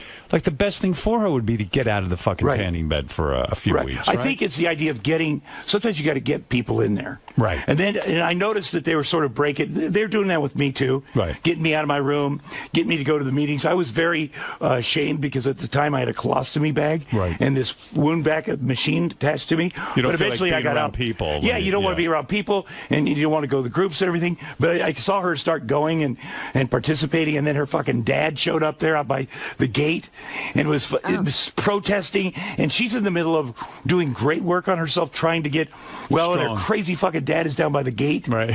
So, it's just so weird. Yeah. You must have seen it all, man. Yes. It's unbelievable. Yes. But the tanning bed is... You've got several books. She's in not you, tanning. right? Yeah. You got to write the book. I got to write another book. You got to write another book. You got to write another 5 books. Yes. But I mean, it is crazy how everything happens around you. Right. Yeah. Like you're there. Yeah. She didn't really have a tan either. Right. She's sort of light skinned. I know that's what I thought was weird. Yeah. Like I've seen her in pictures. She doesn't look all that tan. No. What the fuck could that be? I don't know. And what does it cost to bring a tanning bed into a hospital? That's true. But she brought it from home, so it's something that travels with her. It's her pretty bed. crazy. Yeah. So you're doing a new movie. Yes, that's what you're promoting. Yes. You got this movie called Jewtopia. Yes. Which sounds very anti-Semitic. That's what the reviewers say. Yeah. Oh, they do? The critics. The critics have said it's anti-Semitic. Yes, but let me just say, they're not Jewish. Right. So, no, it's fun. It's about Jewish women, I think, a lot. Yeah. And it was an off-Broadway play. I like when you review your own movie and you go, I think it's about. No. Yeah, don't you I have my Have notes you here. seen the movie? I have seen. I did watch why it. do you have to have notes about the movie? Well, because I want to tell you the history. It's an off-Broadway play, the longest-running one ever. Okay. That these guys, Brian Fogel and this other guy named Sam Wolfson, they created it. Brian directs it. It's great. It's got a great cast. I'm in it a little bit. Yeah. Cameron Manheim and I are parents to Jamie Lynn Sigler. Cameron Manheim plays your wife. Yes. So do you make love to her? I mean, I suppose off camera, but not on. But not on. Not on. I would. I would you know pay what? to see that. I find her very. There's something about her that's very not sexual, but she's the kind of gal that you feel like you could wrestle at any moment, Right. and that's kind of sexual to me. Is it? I know. You got to be there. It's like Rhea Perlman. Many years ago, I did a movie with Rhea Perlman called Carpool, and one day she came up to me and started just tearing me a new asshole because I was late. Right. And she was like, and I was the star of the movie, and she was like, God damn it, I got to get on a plane, go see my kids, and she was just tearing me an asshole, and all of a sudden something struck me like, this woman is fucking sexy, man. There's something about her. Do you think that was Roseanne's appeal to you? Do you think why, in a way, you were so attracted to her because she's a large woman who was like very forceful and would boss the shit out of you? I don't think it was the size, although a lot of the women I grew up with are big. Yeah. Her confidence, the fact she would boss the shit out of anybody. It's not just me. Right. And she had total confidence in her body. Like she was at the Miss Universe pageant performing like in the 80s. Yeah. And she came out on stage with a bikini on. Like, holy fuck. I know it looked terrible, but the fact that she had the balls to fucking do that. That turned you on. Well, I just was like, this, you know, it does turn you on. I mean, because your wife now is so demure. Yes, she is. You know, I see. Yeah, but she's tough. She breaks my balls. When you were trying to get her pregnant, wasn't she going to psychics and all that shit? Yes. Lighting candles? Did Yes. that drive you crazy? Because you know that's all bullshit. I know. Right? I know mean, it is. So what do you do when she starts doing all of that? But, you know, at first I fought it. But she was literally going to 9 different people and like this rabbi psychic and this whatever and this, and we had this room full of statues and candles. But then I thought, well, this is what she holds on to. This is like her AA. Right. You know, this is what calms her down. And so Mike Myers, I did a movie called Superbench, and Mike directed it. And it's about Chef Gordon. It's a documentary. It's great. And about, you know, last year he called me and said, you know, I'm sending, and I hope this is appropriate. He said, stay on the phone with me for a minute. I'm sending you some green energy, and you're going to have a baby. And I thought, all this shit I've done with Ashley, I'll stay on the phone with Mike. Right. And so I sat there and I You said, should have hung up. Well, I kept saying, am I still getting it? You know, because it was a long pause. Right. He goes, just a second, a little more. And so I got it, and literally a week later we found out we were pregnant. So Mike Myers, green energy. You're on the phone with him. He says, I'm going to send you green energy. And I said, good, great. He goes, no, you have to stay on the phone. Is everyone in Hollywood crazy? Yeah. I mean, because to me, Mike Myers is such a brilliant comic and such an astute observer of humankind. And yet there he is in his personal life talking about green energy. I know, Was but he it serious makes no or was sense. it a joke? Oh my God, was he serious? And you know what? I bought into it because it worked for him. My God. He's got, you know, his life is way together now, you know. Right. But I thought, well, I'll stay on the phone with him. Like how long? You know, I didn't know when the green energy was done coming. And he's quiet when he's giving you green energy? Yeah, he's quiet, and I tried to get off. And he's like, no, we're not done. I go, okay, let me. How long were you on the line receiving green energy? Probably 6 long minutes. Quiet? Quiet, I know. And it was weird because I love Mike Myers, so I want to do what he wants me to do. Right. But I also want to receive the green energy. And so I was like, okay. And he's totally sincere. That's the thing. Yeah. So I don't want to, you know, the fact that he took 6 minutes to send me green energy means a lot to me. Oh, and did you say to him, listen, Mike, no offense, but I've never heard of green energy. What is it? Well, I didn't want, I pretended I had because I don't want to seem stupid. Yeah, so I was like, yeah, I got the green energy. But a lot of people in Hollywood think that they're healers. And Right. you know, like Travolta supposedly now with the Scientology, he thinks he's a healer. Right, but that's his in. That's like us guys. I'm good at back rubs or head scratches. Yeah. But he wants to get laid.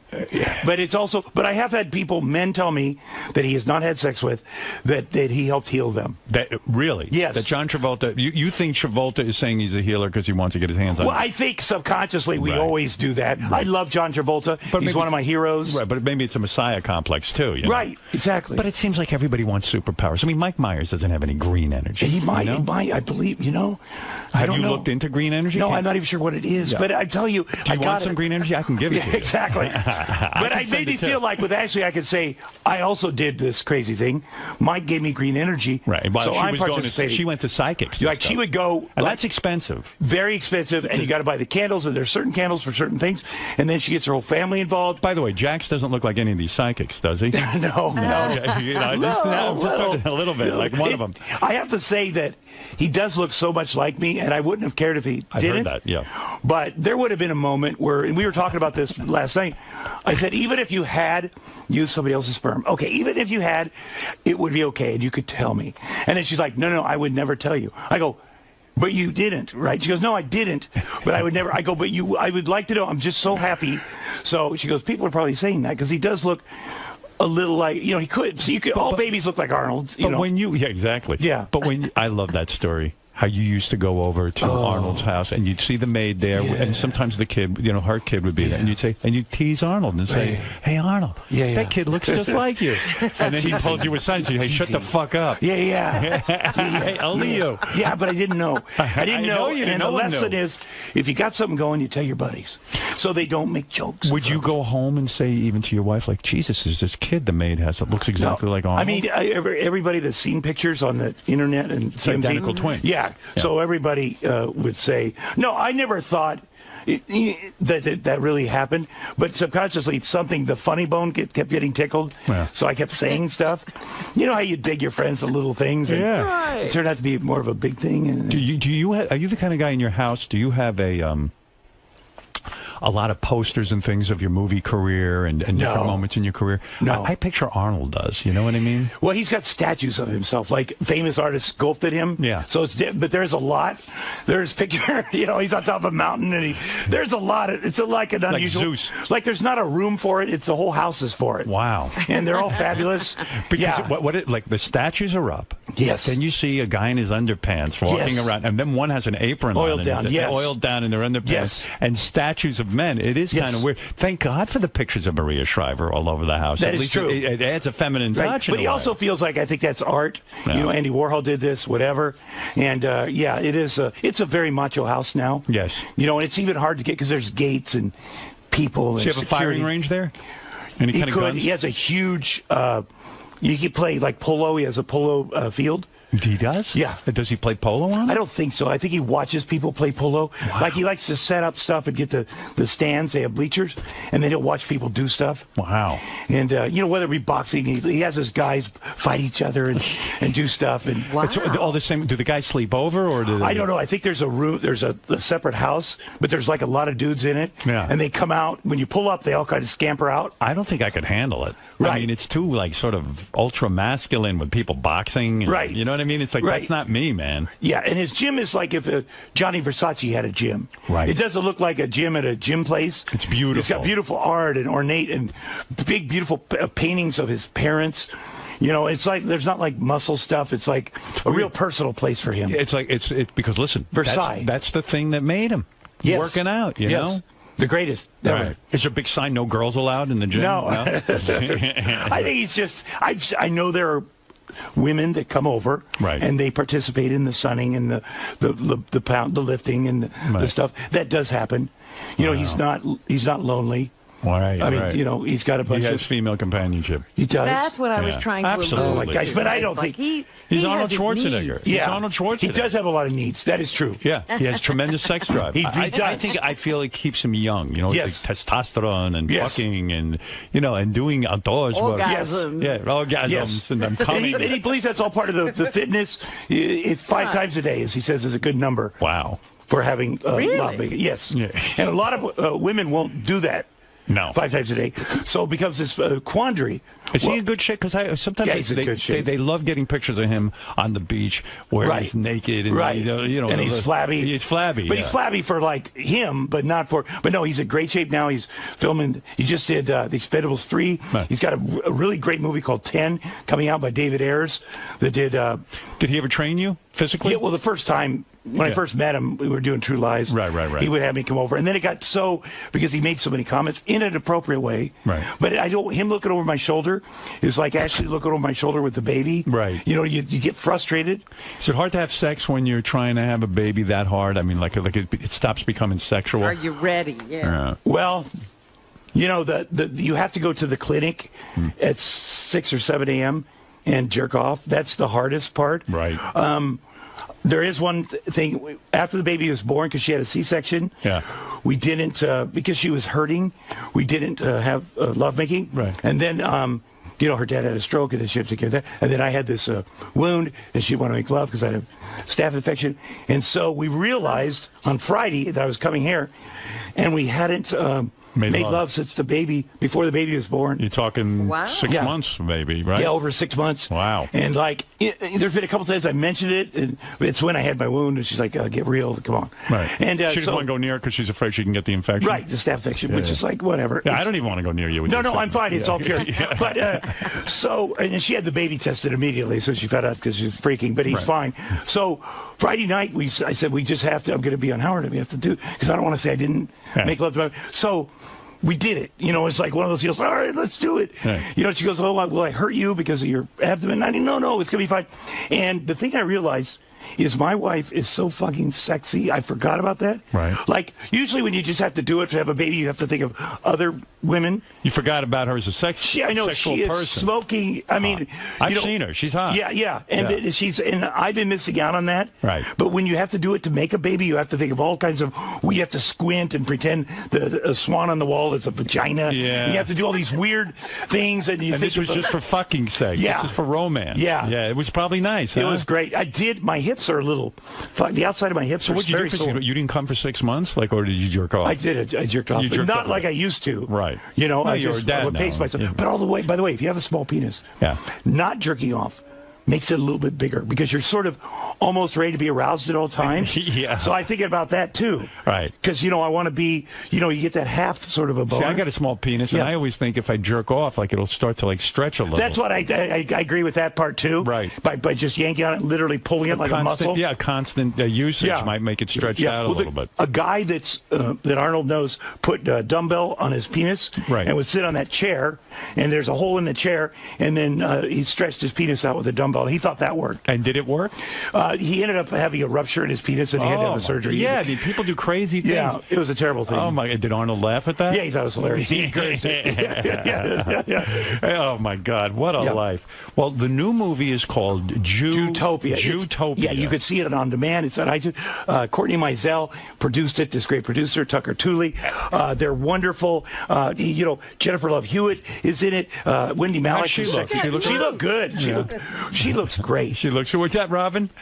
He's got notes. He doesn't remember. Well, I don't want to let anybody down. Andy Fickman. Lovitz is What in is this, it. the Academy Awards? You actually wrote this. No, you can use your notes. Rita Wilson is in it. She's great. Tom right? Hanks' wife. That's right. Yeah. She doesn't even have to work, but she does, and she's funny. She loves it. And she's kind of nasty too. I like it. Yeah. Where she says bad things to you. Well, there's something people just nasty sexy to you? about her. Do you ever think it's you? Do you ever think it's like I you? always think it's me. I think you're the nicest guy, but maybe you're annoying or something. I try not to be. Right. And I go to those parties, and I'm like, oh my God.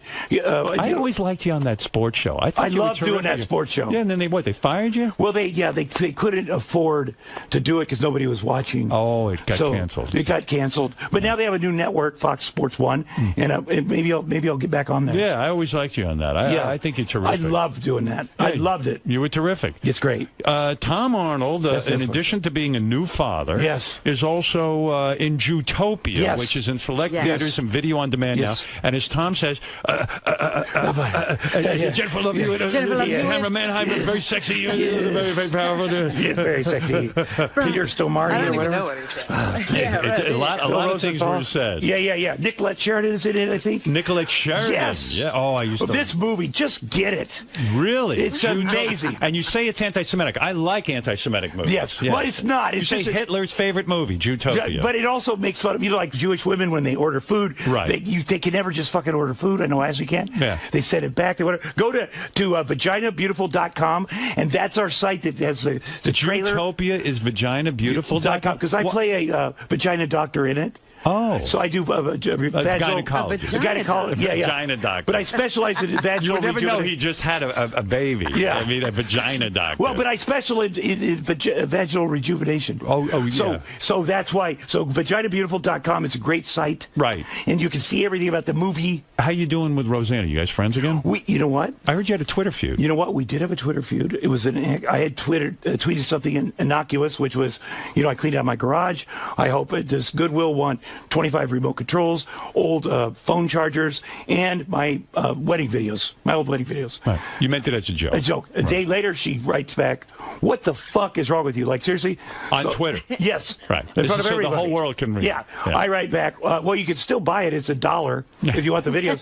She goes, then she writes, "My goddamn kids are in those videos," whatever. She didn't realize it was a joke. Right. Yeah. It went back and forth, back and forth. And by the way, you've been, how many times have you been married? 4. Yeah. So you have a lot of old wedding That's what videos. I said. It's not even Why do you think necessarily it's her. you? It's not about you. It's very narcissistic. So we went back and forth, and now people are joining on, and it's live, and finally, she finally realized it was a joke. Right. And then it was ugly, and then she said, "How's the baby?" And then we had this sort of weird talk about how cute my baby was. This was all on Twitter. Yes.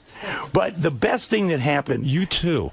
She wrote me, tweeted me direct message a week ago, and this meant the world to me, I have to say. She asked me to read her script and put notes on her script that she's doing for NBC. Right. Which is the biggest honor. Yeah. Which is such an honor considering. Roseanne's coming back to sitcoms? Yes. That's big news. Yes. But the fact that she would ask me to, after all we've been through, it meant so much to me. Did you make notes? She hasn't sent it. But the fact that she asked me, I'm sure it's a 3-step process. Right. I said to her, this means so much to me. I remember in 1986 when you read my first script and how my spine was tingling. You worked on Roseanne. It was a big deal. Yes, it was good. We were good at that. Right. We were really good at that stuff. Yeah, so maybe that's it. Maybe you'll go work on her show. That would be amazing. That would be amazing. No, but I want to do that. Yeah. That'd be great. That's we'll a big compliment. Well, let's just say Tom Arnold's career is on fire.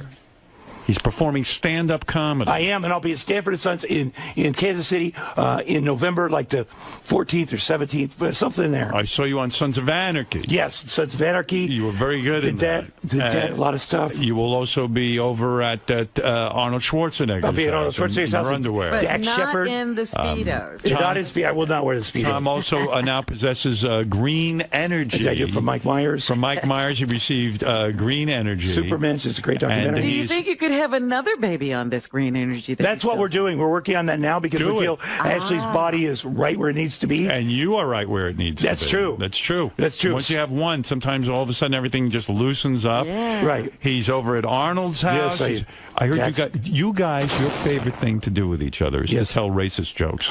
No, it's sometimes people are accidentally sort of racist. Right. We were doing a thing for Muscle Farm down at Muscle Beach last week. Right. And we're making a speech about this is fantastic. It's the first time I've done these projects. And I said, tell me what it's like 40 years ago in front of the press. I said, you came here, you and Franco Colombo, this very spot. You started it all right here on this spot. He goes, we came to Muscle Beach. We did like 5 hours of Gold's and then 5 hours of World Gym.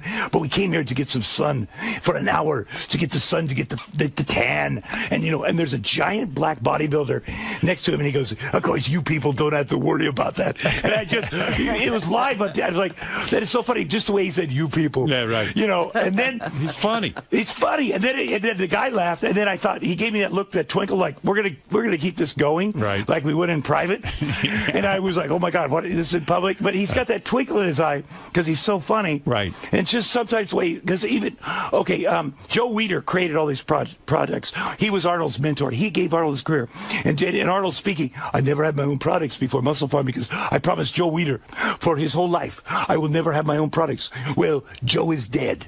yeah. I remember that. Joe Weider had an empire. He was, he did amazing things. He was a big backer. He backed Arnold. He did back Arnold. He just passed away recently. Well, really I could bullshit with you all day. Thank I'll tell you that. It's great fun. Tom Arnold, Jewtopia. He claims you should see this. It's so fun, and so many people worked on it, and it's been around for so long. Please check it out. Get on there. It's in select theaters. It's in select theaters and video on demand. Video, VOD, iTunes, all those different things that they have.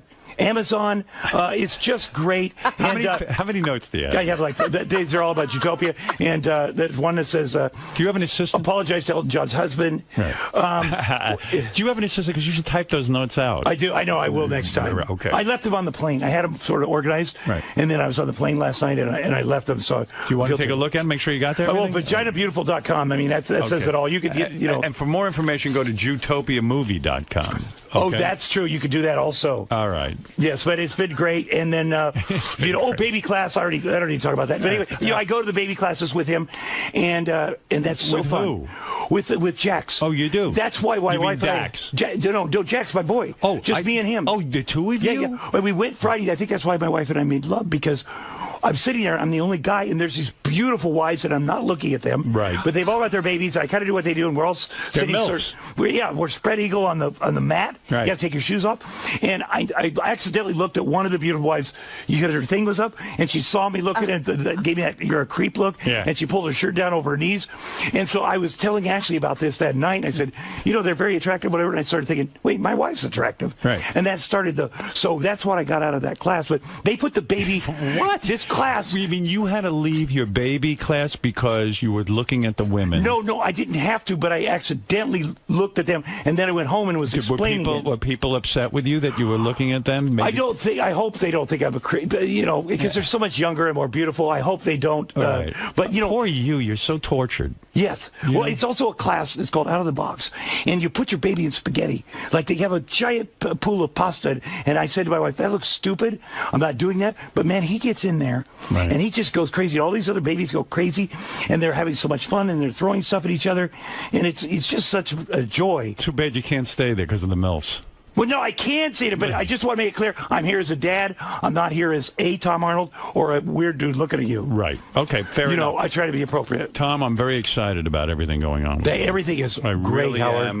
Jutopia, I'm very excited about Oh, my seeing gosh, that. of course. You're going to love it. And please send me those pictures of Dr. Hakaka. Oh, my gosh, she's so beautiful. And she's a great doctor. Number one, she is a wonderful woman and doctor, and Dax has video, too. I love that you guys are taking pictures of the gynecologist. It does sound creepy now that we say it. Yeah, right. And I hope she's not offended, but she's certainly a great woman. You love her. Yes, she's, right. Oh, my gosh. All right, listen, you've said a lot.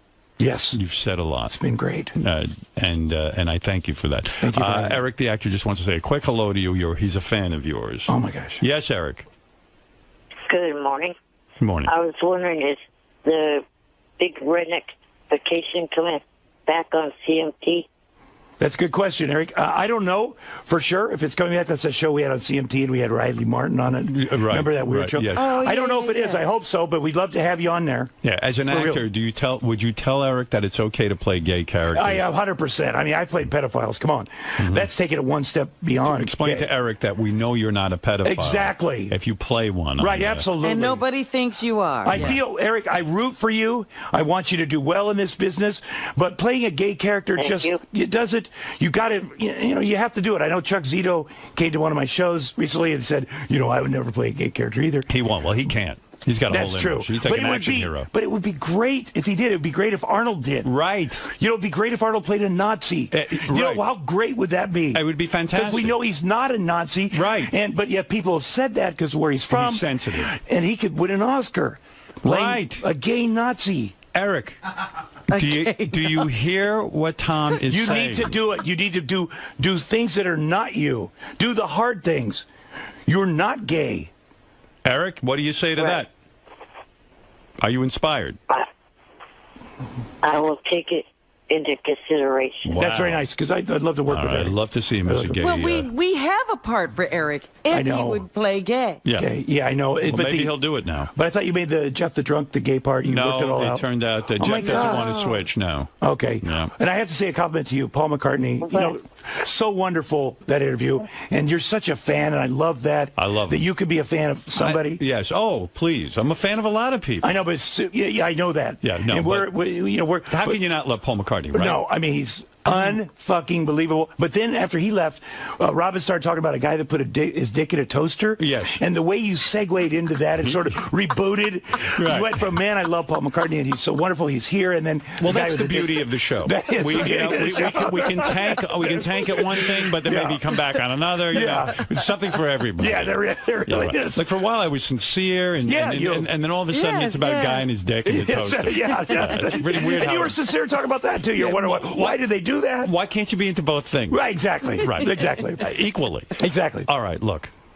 You've said a lot. Yes. Probably too much. Probably. I'm sure you've said something that somebody's upset about. Yes, yes. But I love it. Thank you. And Tom Arnold, I'm a huge fan. Thank you. I'm a huge fan. And I fan. wish you the best. Thank you. And you got a lot of good projects coming up. I do. And Zootopia, I think, is going to be a smash. It's going to be a smash. Smash. You know, And I would next time try and know something about the film that you're in. Yeah, well, no, it's good. I did watch it. I know. And I love the other people in it. Right. Oh, I know. It's hard to watch it myself. Right. Okay. Yeah. All right. We'll be back. Thanks, Tom. Thank you for coming in. Thank you, everybody. We'll be back right after. And Eric, thank you. Thank you, Eric. Okay. Have a good day. Okay. Oh, my gosh. All Is he right. okay? He's okay. I'm going to work with him. I'll take it. You know what? He needs a 12-step meeting, just for whatever. Right. You know, I mean, not that he has a problem. No, but you know, He's just got issues. He's got issues. Yeah, get him in there with the guys at Men's Stag. It's great. You know, tuck him up. Still haven't been drinking, huh? No. You don't think about it? No, I think about. I see people, you know, having a margarita once in a while and go, "What would that be like?" I cut way down. Like a normal person. See, I can drink it's not an issue for me because like now I just drink Perrier while everyone's drinking. Right. And then I go, okay, I'll have a glass of wine. That's right. Well, Plus, that's I don't why want you're to. not an alcoholic. Yeah. Right. That's a big difference. Plus, I don't want to drink one. If I do something, I want to get fucked up. Right. No matter what it is, whether it Right. be food or drugs or booze. So there's no point in. David Arquette went back to drinking. I saw that. What'd you think of that? Hey, listen. Whatever he does, I don't judge whatever works for him. Right. You know, and sometimes people have a problem with drugs, and then they stop everything. Right. And then later on down, they realize, well, I could have had just a beer, but I probably shouldn't do heroin. And I'm not, you know, it's better if you don't do anything. It's easier. Right. But you know, I'm going to have to tell my kid one day, Jax, listen, you're probably, you know, you might be an alcoholic just because your father is. Right. Here's what I was going through. I hope you're not. You know, I'm going to tell him about that. I'm going to tell him about the child abuse that I went through. I'm going to say. Don't you think that might scare him? Well, I want to talk to him about when people touch him, you know, like with me when I went into the you're the probably neighborhood. overly nervous about that. Yeah, but I also don't go into a dude's house and hang out and play games with a fucking adult. The guy with all the kids' toys, don't go to his house. If you want to play games, play with your dad. And if it hurts, he hurt you. Right. You know, because kids are like, well, did he hurt me? Did I whatever? If you let me decide if somebody hurt you. Well, this is a good discussion. Yeah, it's a good discussion. I agree with that. Not when he's too young, you know, and not the drugs and alcohol when he's too young, but just to say, you know, be careful. Keep your eyes open. Right. Whatever. I think that's a wise thing. Yeah. You see the thing you're supposed to say is when you feel uncomfortable, you're uncomfortable. Come to me. Right. What if he says, Before well, anything I'm happens. uncomfortable with Tom? Well, that's the thing. Yeah. That's my Go to biggest, your mother. My biggest fear is that he's not going to like me. You know. Listen, Tom, he probably won't. But so That's what? true. Who cares? That's true. Odds are they don't That's like true. you. I had one moment where last week he was on the bed with me, and the dog was on the bed. This little dog, and I saw him slowly reach over to the dog's face, and the dog snapped him. Right. And it didn't break its blood or anything, but he looked at me before he started crying, like, "What the fuck? You're supposed to protect me." Right. And then he started crying, and that broke my fucking heart because I am supposed to protect him. Right. Well, so you know, like, your father can't protect you from everything. Right. That's what also you can't live up to that expectation. Right. Are you in therapy so that you'll learn to be a better father? Oh yeah. You are, of course. Yeah, I'm doing all that stuff. How many times a week are you doing that? Oh no, just once. I figure 5, 6, 7 times. Yeah. Well, we've had therapists, we've had people in the house giving us seminars. So yeah. Sounds like around the clock meetings going on. Yeah, a lot of lessons. A lot of lessons. The Sleepy Time people have been over, and then the lady from the Spaghetti What is Bowl. Sleepy Time? Is that? That's I think that's the name of it. They're very famous baby sleeping people, and they teach you how to put your kid to bed. Yeah. Because a lot of people don't know how to do it. It's horrible. I know. Letting the kid cry. That's tough. It is the worst thing in the world. But you do it. You do it for 5 minutes, and then 10 minutes, and then the kid learns how to go to sleep. Hopefully, yeah. A lot of people don't have the inner strength for that. Right. It's brutal. All right. You need fortitude. Constantly learning. Tom Arnold, Zootopia, select theaters, video on demand now. Go to ZootopiaMovie.com. Thanks. Thank you Tom. very much, you guys. And we'll be back right after these words. Thank you. Yes. So, Tom, I like how you brought notes with you today. Did you hit everything on the... I was going to ask you if you did. I think I did. You know, the producers and stuff from that movie were like going crazy. I wanted to make sure I hit everything. You could see vaginabeautiful.com. Here's the name of some of the actors, in case I forgot it. Longest running Broadway play. You know, Elton John's husband. I wanted to apologize to him. You know, that's basically all I had. You know, and I'm going to get it typed up next time, like Howard said. Get them organized. Now, you mentioned before the interview that sometimes you have to do some apologizing and backpedaling. Yes. Can you use the flip side of those notes to write down who you need to apologize to? Well, hopefully the people I need to apologize didn't hear it. Here's the thing. You don't know how you can offend people. Sometimes they're so sensitive that, by not mentioning them, you offend them. Right. So I'm sure there's nobody's going to be satisfied on this list. I'm going to have left somebody out and or said the wrong thing about somebody. I'm sure Arnold will be totally cool. The problem with Arnold is every time you mention him, then you mention the old stuff. Howard mentions the old stuff. Right. With the maiden, I'm sure he'd rather I didn't talk about that, but I can't control that. Right. Arnold knows that. What's the key? I mean, you're known as a guy who comes in here and delivers every time for the interview and a good give and take. What's the key to navigating a Howard Stern interview? Well, you need to also listen to Howard. Like a lot of interviews, a good interviewer listens. You need to listen to him because he's going to lead you, and if it gets boring, he's going to take you somewhere good. And just trust that he knows where he's going. And you have to be honest. And even if it makes you look stupid, or you in your mind look stupid, if you come in here and say, I'm going to look super cool, that's not going to happen. So it's an entertainment show. You're going to be entertaining, which is the best thing. You have to think of it almost as a dance and let him lead. Right. But you got to be. He leaves you spaces. He goes, okay, especially when he starts wrapping up. Okay, you've been in here. It's been great. And if you forgot something, boy, say it right there. Hey, bam, bam, bam. Fill in that little space. He's like, I'm going to let you. Here's 3 seconds. You got 3 seconds to think of something, and then otherwise, it's over.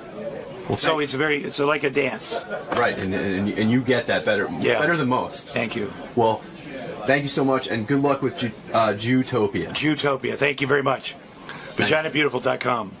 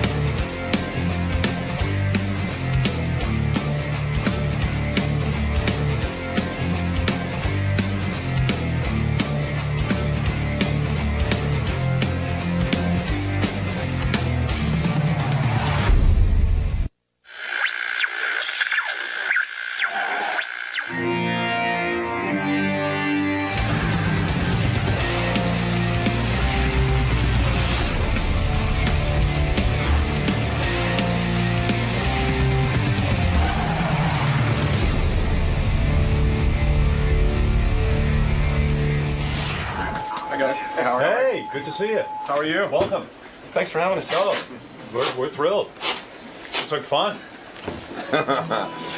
There are things getting set up for. I gotta get in the band. Sitting here is a drag. Welcome. Thank you for having me. Oh, I'm thrilled to have you here. meet you. So excited to have you guys. Damn, what was it? This is great.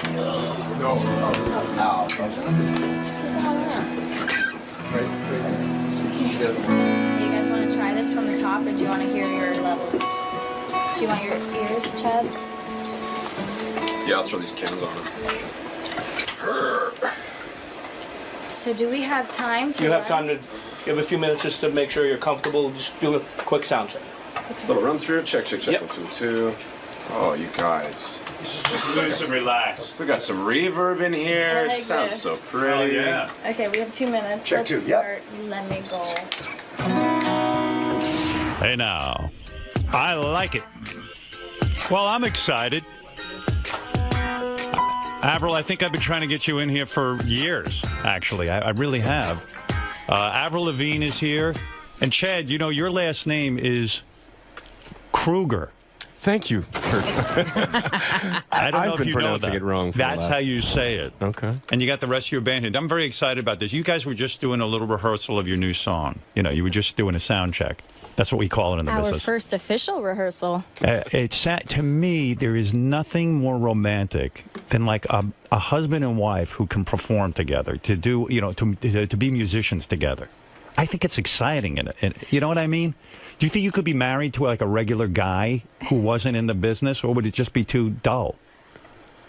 It's nice because it's really inspiring, and we're always singing around the house and all that stuff, and having this song together.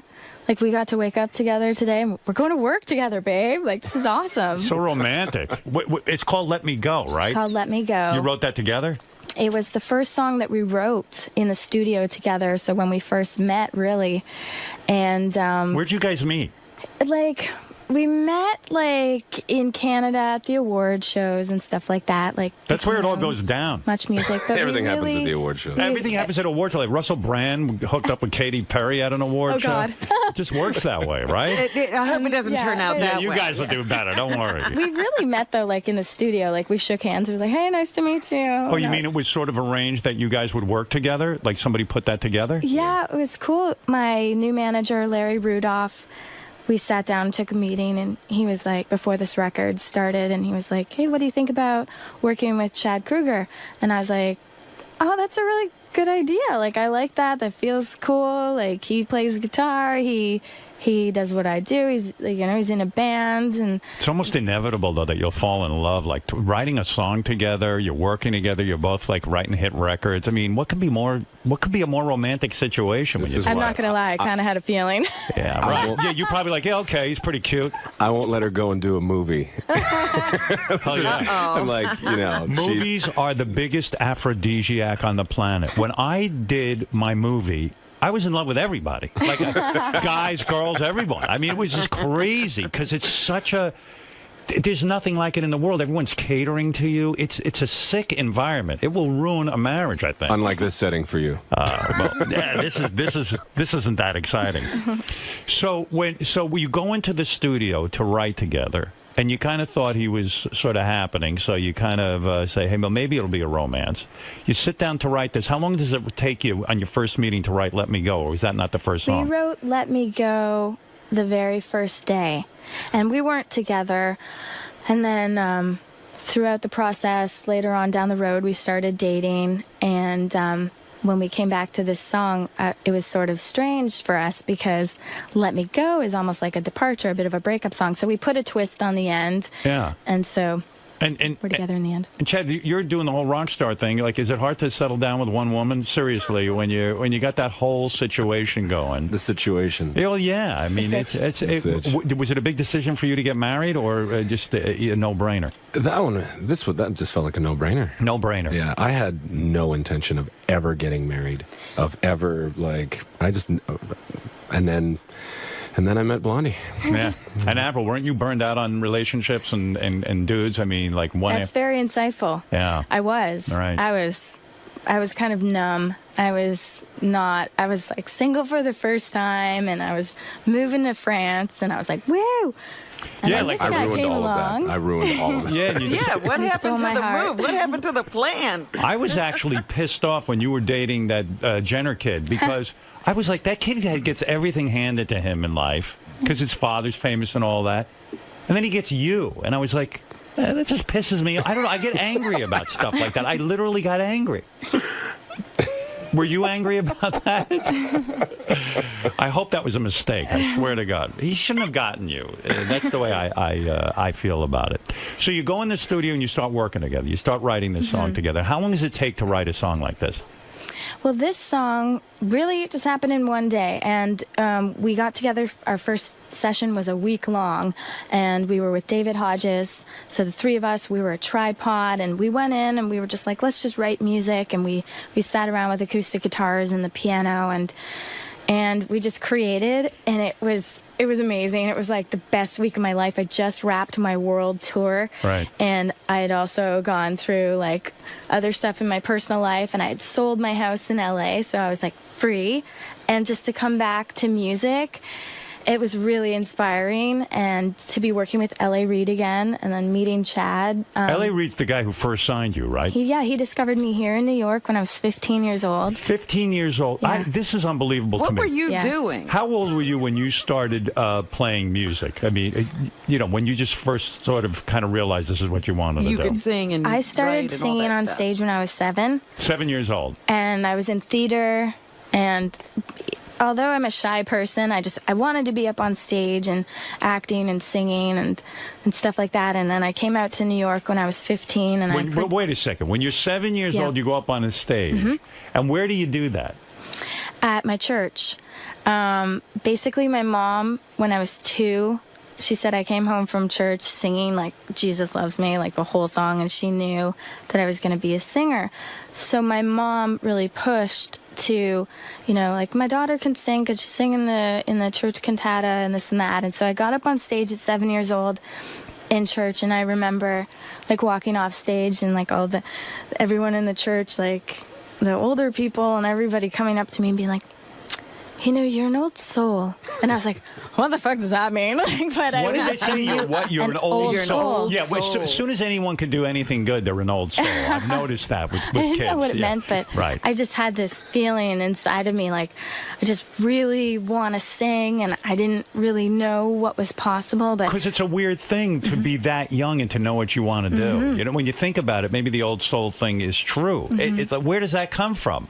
Was your mom pushing you into a career? No. You never felt that anger or anything like that? No, Mom was just like going to the people in the church being like, she really wants to sing. Can she have an opportunity this year? And they were always like, no, she's too young.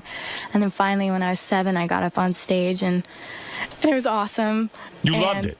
And I was nervous for the first time, like being on stage. Oh what my God, did you sing? I sang a Christmas song, Near to the Heart of God. I sang. It was one. And are you a religious person as a result of your upbringing? I'm spiritual. I grew up in a religious Christian home, like not super religious, but a Christian home. And so I think that I learned from that. But do you think that's why you don't get naked or half naked in your videos and all that kind of stuff? Or is that just kind of a thing that, like, if you're the real deal? I'm encouraging. I'm pushing her towards. Are you? Because seriously, I mean, it seems like everyone is putting out a video. If you're not naked, and I'm not just referring to like Miley Cyrus, but it seems like if you're not half naked, it's sort of you can't break through or get attention. And if you're the real deal and you can actually write songs and perform, you kind of don't need that, right? Well, it's interesting because when I first came out on the scene, I was 17 with Complicated. Right. And L.A. Reid looked at me in his office and he's like, okay, you know what? You got your own thing going on, girl. Like, you keep doing you. Like, we're not going to try to, like, make you over. And I would do, like, magazine covers and they'd want to put me in stuff. And I was just like, no, I want to wear my tie and my Dickies and my whole, like, little skate get-up, like my skate shoes and Converse. You weren't comfortable doing that stuff. No, I wasn't. And no one tried to push you in that direction. Not really, a little bit. And, like, people still today will try to be like, like, why don't you try this? And it's like, you have to be comfortable. You have to know who you are, and I always encourage that. You were quoted as saying once, you know what, I have a really good body, but I don't need to show it off all the time, right? And, I mean, that's kind of how you felt about it. My husband Are you still talking to her or to me? Right, yeah. No. Well, does she have a good body? She's got a great body. She's got a great body. But L.A. Reid, so how do you end up in L.A. Reid's office? Because, I mean, I know all of us want to have record contracts, so we want to just do the same thing. You walk into L.A. Reid's office. How did he know to even audition you? He came to the studio. How did he hear about it? It was my first time in New York City, and my parents came with me.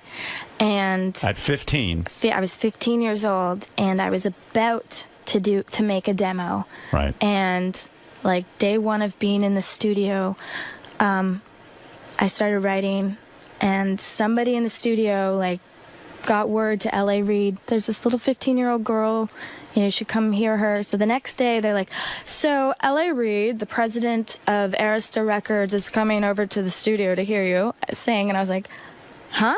I was like, what's it? Wow, okay, cool. I didn't know who he was. Were you nervous or you don't care because you're 15 and you don't even know what that means? I was always really comfortable. It was literally like chair. Avril, sit down, now sing for this man. Wow. And I sang for him in front of him, and he said, I was just having such a bad day, and like this is like the sunlight coming in. And I was like, And he signed you that day, didn't he? I was signed on the spot. Like, it was crazy. And it was crazy money. You were 15. Didn't they give you like $1.5 million to sign?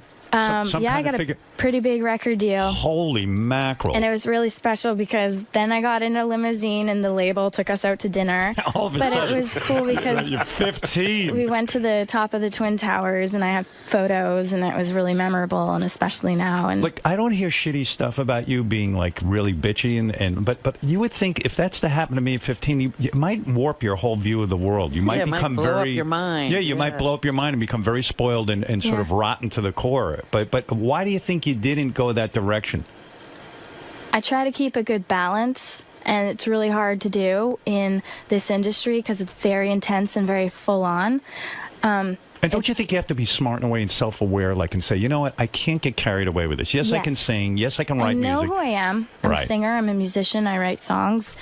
I go out on stage. I get in that headset and I like in that mind frame. I go on. I turn it on. I walk off stage and I turn it off. Did you ever act out sexually or drugs or anything like that, or did you kind of keep your head together? I don't. If I acted out at all, it was just that I grew up in a small town, and like my family, you know, I went to church. My parents were kind of strict, so like the second I left home, I was like, "Woo, party!" Like beer. Yeah. You know what I mean? Like I've never done drugs. So you're 15. You get signed. Do you drop out of school? You dropped out of school, right? I did. I lied. I said I was going to do homeschooling, and I moved away to New York to make the first record for a little bit, and I just didn't end up doing it. Yeah. I remember Are thinking, you living on your this own better at work. Yeah. Were you living on your own at that point? I moved away, and my brother came out here to New York with me. Yeah. And Boy, that's great at 50. If only I could have done that. Yeah, your brother lives I remember with being you. so scared. Like I walked around. How Like, old is he? Like 11 or something? my brother is a year and a half older than me. All right, so he's in charge and he's 16 and a half. That is crazy to me. I mean, like my parents were up my ass every 2 minutes. It's just like you moved to New York with your brother. Does he drop out of school too? No, he got what do you call that when they get points? A GED or something? Yeah, he had to. I don't know how because Matt was just telling me the story. He talked his school into whatever he was doing for you. They turned that into some sort of credits for him. It's like, go manage your sister. He got credits for it, yeah. Yeah. And it was. Where in New York do they put you up? Like when you're recording? I got an apartment on Jane Street, and he took me to the studio every day, and it was scary. Do you think that's why you got married so young? Because you were on your own in a way, and you were kind of growing up kind of fast, I guess. I did grow up fast. Yeah, you really did. I'm a romantic, and I love love. Right. Me too. Especially when love looks like you. And you should see what I've been in love with in my life. Can sing songs and write songs and make money. Yeah, I'm in love too. But so when L.A. Reid comes to the studio and you're 15 and he signs you, now the pressure is on. You've got to come up with an album. Were you a nervous wreck? Did you study music at all? I was. I felt really excited. Like, this is it. Okay. When I was 14, I sang on stage with Shania Twain. I won a contest through a local radio station. Right. And it was in front of like 20,000 people, and I went up there and You sent in a tape to a local radio station. Yeah, like a cassette tape of myself singing. What a charm. Seriously. The stars haven't aligned for her whatsoever. Right. No, not at all. You're 14, you say, hey, I'm going to send in a cassette or something of myself. Right. And do you send in a cassette or something? Is that how it works? And it was a talent. I won. And you get to go up on stage and sing with Shania Twain. Yes, and it was really cool. And I walked up on stage, and like it was in front of 20,000 people, and I was like, "Oh, I have to do this! Like this feels so right, and it feels so good." Wow. And that's like, amazing. 3 years later, I was signed, and I had my own concert there. Did you take music lessons? Robin, can you hear Robin talking at all? Oh, you can't hear Robin. That's what I figured. Yeah, it's not coming through. But I'll repeat. Yeah, were you trained at all musically? No. We had for Christmas one year. My dad got us like a set of drums we had an acoustic guitar that he had from high school. We got an electric guitar, and I got a microphone. Right. So I just learned how to play on my own. Although when I was really young, I took piano lessons for 2 years. I don't really remember what I learned, but it definitely helped. So you think you're a prodigy, a child prodigy? I think so, right? I mean, if you can learn all that stuff on your own, it's pretty impressive. I learned all the instruments. It's fun. I'm not like amazing, but they're my writing tools. Did you originally want to be a country star? Was that the move, like Shania Twain? I sang outside of church. Other than church, I was performing at the fairs, right. And so I was singing like New Country and like the Dixie Chicks and stuff like that. Right. And so I enjoyed that. But when I turned 14, so 7 years later after I really started singing, I got, like right before grade 9, right before high school, I kind of felt frustrated. Okay, I'm over singing these Christmas songs and singing cover country songs. It's not you. I was like, hey, this is weird, and I like was growing into myself, and I was like, oh, I don't know what I want to do, and I was a little frustrated. So I kind of took a little break, and what happened was I took my dad's guitar, and I learned the G chord, and then I just started playing and then figuring out chords on my own, and then I started writing songs. And then my mom would be in the kitchen, and I'd sing them for her, and then I started writing, and then eventually developed my own style. Wow, yeah, that's pretty amazing, and to do it all at such a young age. So when you go into the studio for the first album, you're 15, L.A. Reid has signed you, he's giving you a big advance. The pressure's on, you got to come up with hit songs. Is that when you come up with Complicated? So I moved to New York, and I started working out here, and what happened was people were writing songs for me, and I didn't like that. Right. And I didn't like the style. But today, doesn't that almost have to be... It seems to me that the people who consistently keep coming up with big hit songs are working in groups. Yeah. Like Katy Perry's almost a machine at this point. Yeah, the majority of people have like other people write for them. For me, I was like so young, and I turned to L.A. Reid and I was like, listen, I really want to write my own music. So they sent me out to L.A. I left New York. I started fresh, and I started like really just like writing with a bunch of different people.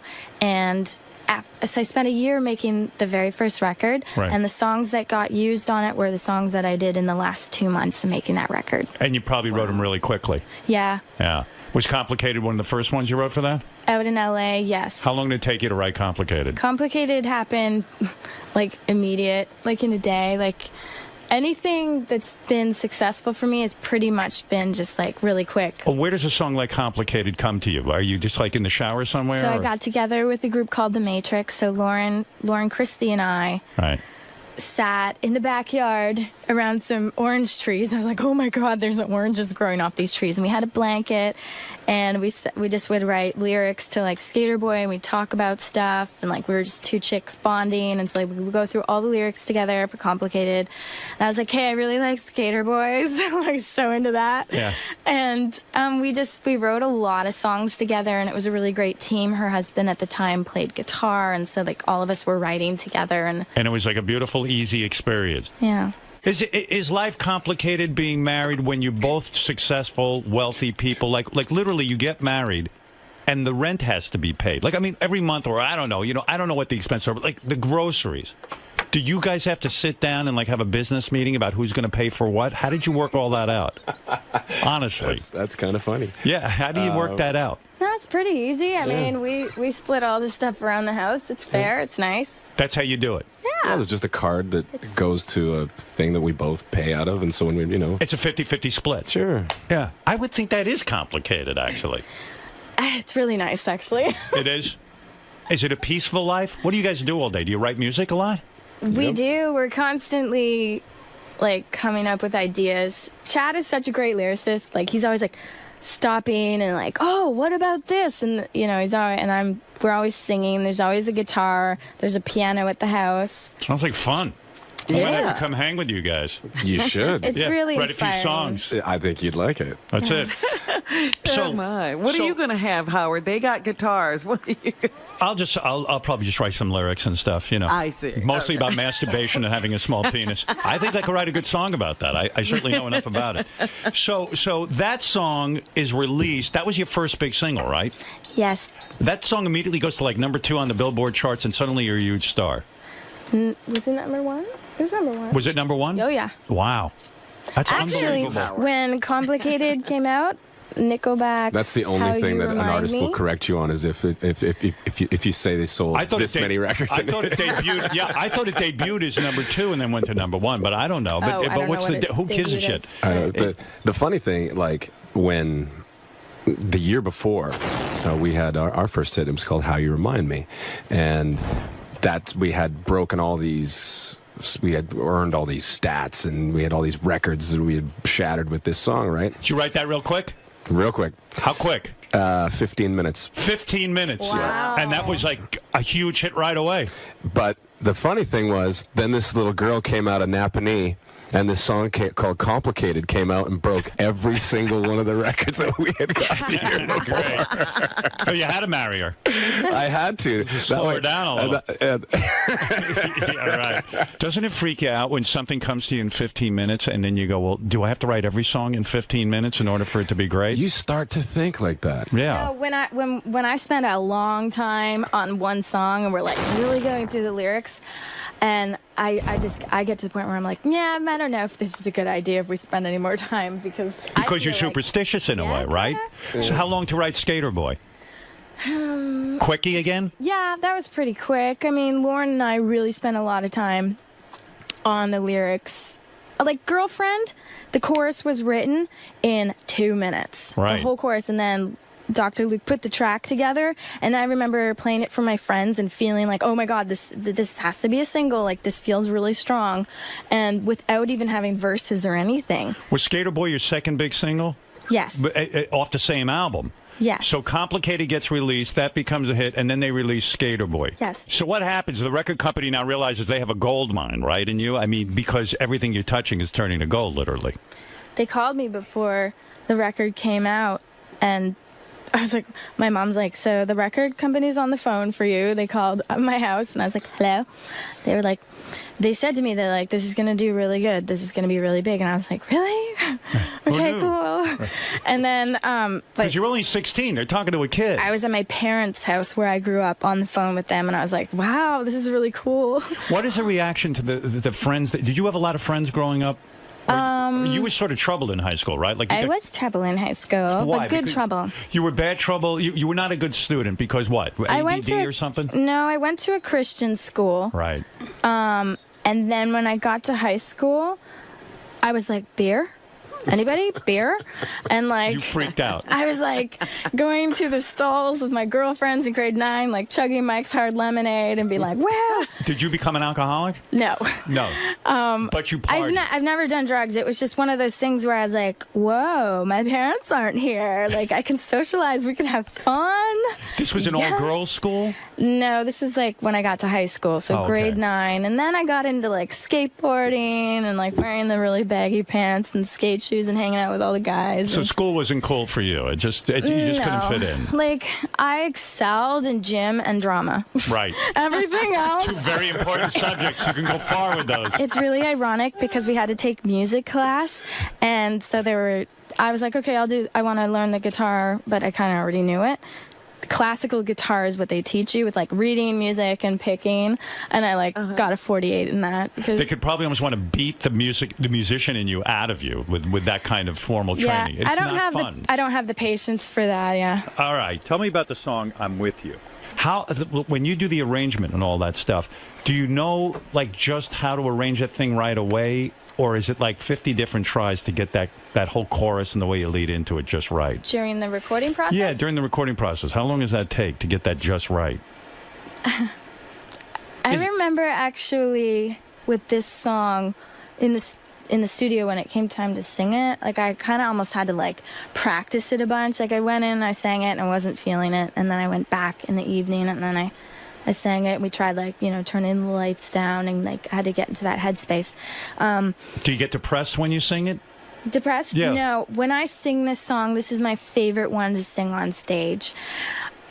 I love it because I really get to use my voice and range with the all that stuff, and that feels so good for me, and the audience is amazing. And so I play a lot of fast pop rock songs live, and then when it comes time to sing I'm With You, I love I'm With it. You is about loneliness and depression, though, right? I mean, to me, I don't know. Am I wrong about that?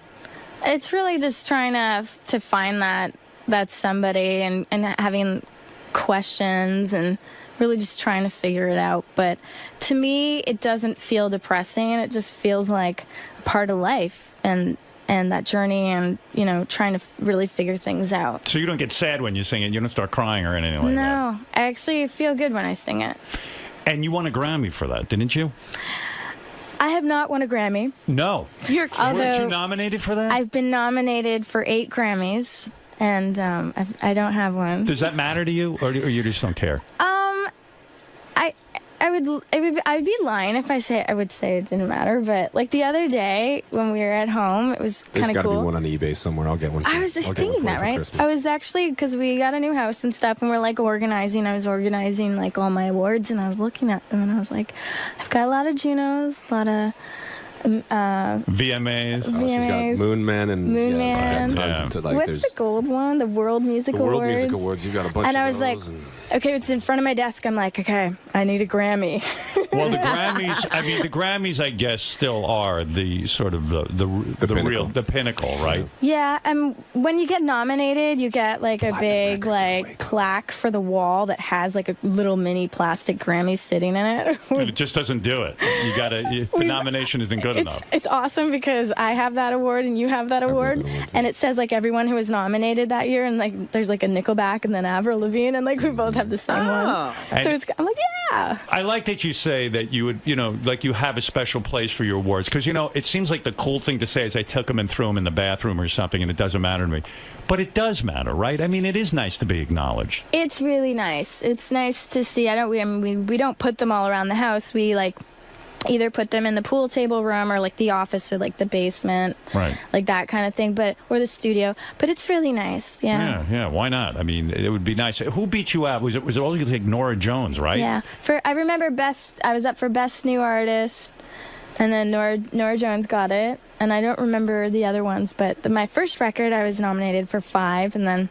It's like every new artist that shows up leaves with 6 of the damn things. Sometimes it's a jinx, though, when you're a new artist and you win, and then you never hear from these people again. That's what they used to say, yeah. It's true. They used to say that. And now Nora Jones, what's she doing now? I mean, you're still around and she's not.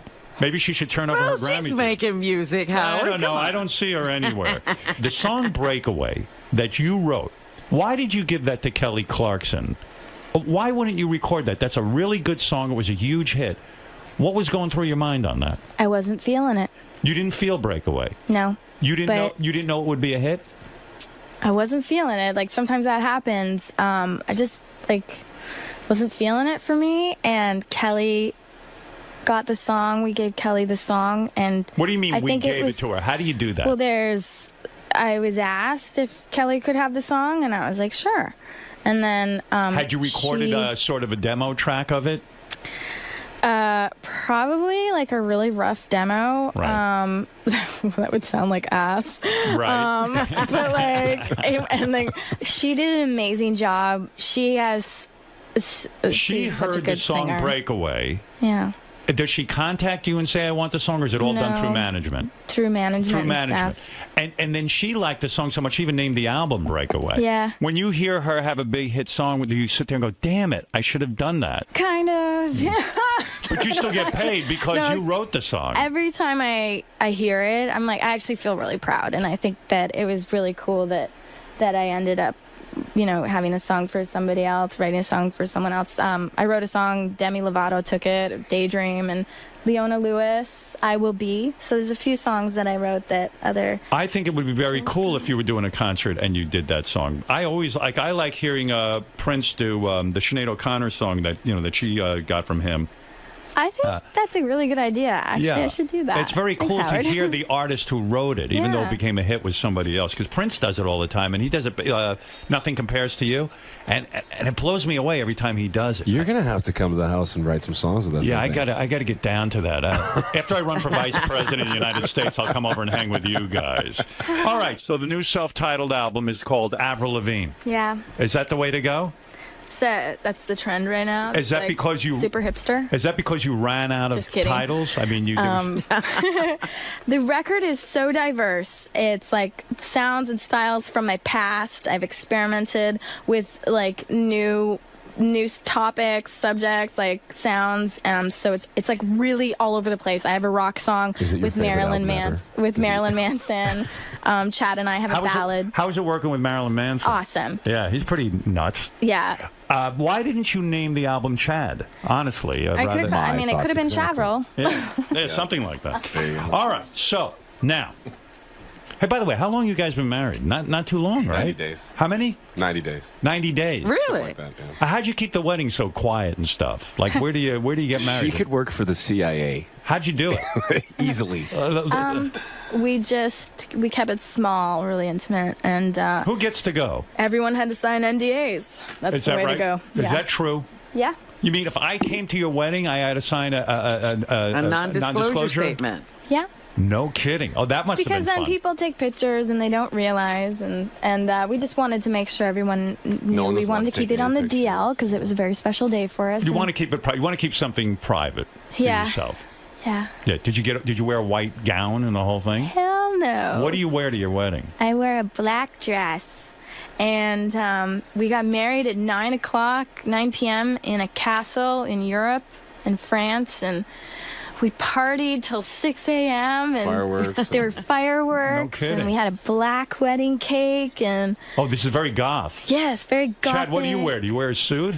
I wore a white tux. No, you didn't. No. What do you wear? What do you wear? Like jeans or something? No, I had a black suit on, looking very dapper. Very dapper. Very dapper. You invite the band to come to the wedding? All I think the I was groomsmen. obligated to. Yeah, I had like 8 grooms. And they had to sign a non-disclosure. No. I mean, they give the band. What? Mostly relatives and stuff. Right. With the iPhones, you got to make sure they don't release any pictures and things. Because you try to explain to people, look, I'm trying to keep my life private. And when are we going to have kids already? What's happening with that? 90 days, Howard. Can they have a moment? 3 months, Howard. I heard the theory that Avril is already pregnant. True or false? That's false. False? Yes. Do I believe that?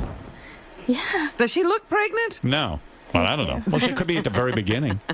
Could be the first day of it or something. Oh, maybe. I don't know. No, maybe she I'm doesn't even fishing know. We were holding hands. and Are you we guys got- going to have kids? We got popped in Paris. I think they popped us, and that was like a year ago.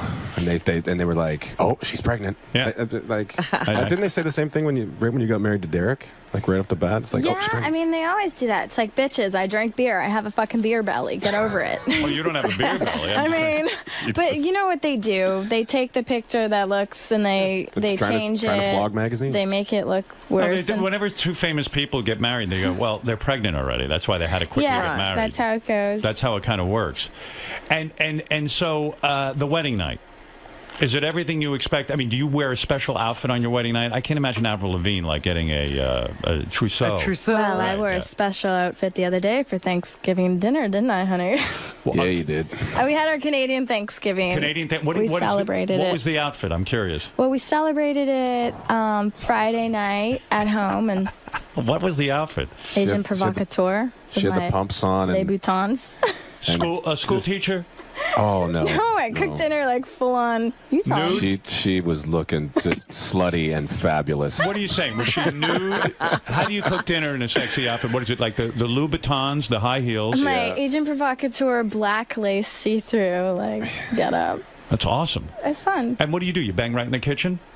We banged twice. We did have sex twice. On the Sunday. turkey? Twice on Thanksgiving. Isn't that sacrilege? Actually, Nah, 3 times. The pilgrims were rooting for us. This is obviously a very sexual relationship if you had sex 3 times in one night. That is an amazing amount of sex. Hey, Chad, I heard about you that when you were in high school, that you actually blew yourself. Is that true? What? Yes, I'm not kidding. I read this. Oh my goodness! Is that true? So you have, Don't believe everything you read Is in that not Playboy true? magazine. You gave the interview and you I said did. you blew yourself in high school. Were you trying to start a rumor? No. That means you have a tremendously big penis. You'd have to ask my wife. Is it the biggest you've ever been with, Avril? 100%. Really? Yeah, I mean, that's amazing. That you could be that flexible and bend over. I mean, you don't have to be that flexible if it's big. It's that Oh big. my! Avril, how many inches would you guess it is? I don't know. It's just, You've never measured it. You've never taken a ruler and measured his penis. no. That's very well. Yes. After we leave here, go ahead. Before we do the photo shoot for People Magazine, we've got what, 5 hours? Yeah. We can measure away. All right, so let's get back to the music for a second. You two have to stop talking about your sex life and your penis. Because we've lost them. When you wrote this song together, this was another one of these quickie songs, right? It came to you right away. Yes? Yeah. First day, we pretty much had it done. Yeah. All right. And when you say let me go, I have no idea what that means. Are you saying let me go where? So let me explain it to you. Basically, like I open the first verse, and it's kind of like me wanting to let go of my past, and then Chad comes in on the second verse. Same for him. It's really about the journey of love through one's life. You know, sometimes we're with other people. We've obviously had past relationships, and now we're together and we've found each other. And so towards the end of the song, after we were together, like after we wrote the song, we put a twist on it and changed the lyrics in the last chorus to now we're together, so it turns into Don't Let Me Go. I see. Were your families for the marriage, or were they against you getting married so quickly? Because you guys got married pretty fast, right? His family was pretty shocked. Right. And did they say not to get married? No, his mom was like, in this whole time I've known my son, like he's never wanted to get married. Like you're the first one, and it was really flattering and it was really sweet. And my family loved Chad right away. Did you guys go to a therapy session before you got married to make sure you were right for each other? Do you go and get some counseling before you actually marry? No. You didn't? No. It felt right. It felt right. You knew. We knew. Chad proposed in the studio. Nude? That would be distracting. I was nude when I proposed to my wife. Imagine that, and she's still married me. Yeah. Oh my Where God. were you hiding I the said, ring? I was. In my ass. Where I hide everything. It's a big luggage truck back there. But you want to know something? Goodness. I thought, like, I don't know why I said this. I said, let's get naked, and I don't even know. I mean, why would I do that? What is your sign? I'm a Capricorn. Okay. You should be a Scorpio, though. Yeah, you know that right? sounds like I a Scorpio should. trait. I don't believe in any of that. But Yeah, he just robs from all the signs. listen, if I was Chad, I would propose while giving myself oral, if I could do that. Because what woman wouldn't be impressed with that? Yeah, but Come on, I don't think that's a good idea. She would constantly be saying, what? What? You will never share your bed with other people? Will it always be a monogamous relationship? Unless we get a cat. I see. But Avril, you will never go for that with another woman in the bed, right? Sharing the bed with a cat. Will you share the bed with a woman with Chad if he says, that's what I need in this I'll relationship? let Chad answer that one. Chad? Can I tell the story? Yes. Before we got married, she's tricky. Right. And I, like, so... Basically, I was like, hey, would you ever do that? And he's like, no, I think that would be the worst thing for our relationship. I was like, okay, great, I'll marry you. Well, that's the answer every guy has to give. You understand that? It's not necessarily the honest answer. It's the answer a guy, unless the guy's a complete moron, he knows not to say. You know, we're getting married and making that commitment for a reason, and that would be problematic. I believe so. Chad, let's wait like 30 years till, like maybe we need to change things up and then we readdress, it's like, but for now, everything's cool. We got this. Yeah, I would actually be jealous if my wife was with another woman.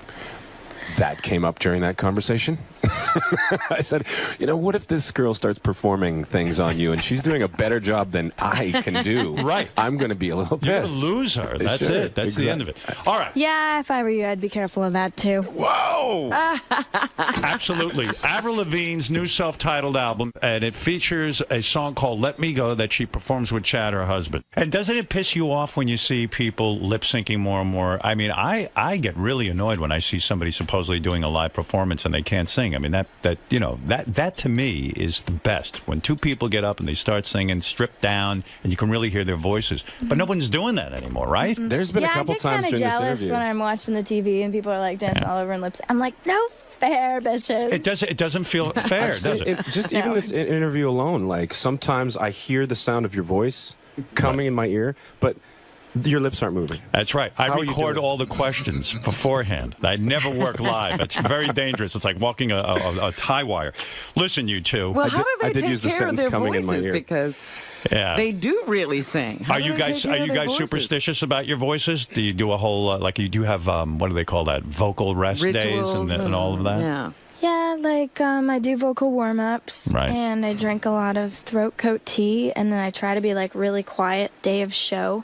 Yeah, we had Metallica in here, and James does like tremendous vocal warm-ups before he goes. I mean, it was like a full concert going on in there right before they just started performing. It was really good. Well, listen, you guys, I'm really thrilled you came by. I wish you a lot of luck with your marriage. Thank you. And I wish you luck with the new album. And we should introduce the rest of your band here, too. We have Steve on keyboards. We got Dan Ellis on guitar. Thank you so much for having us on the show. Yeah, it was great. And we'll be back right after these words. Wow, that was really, really great.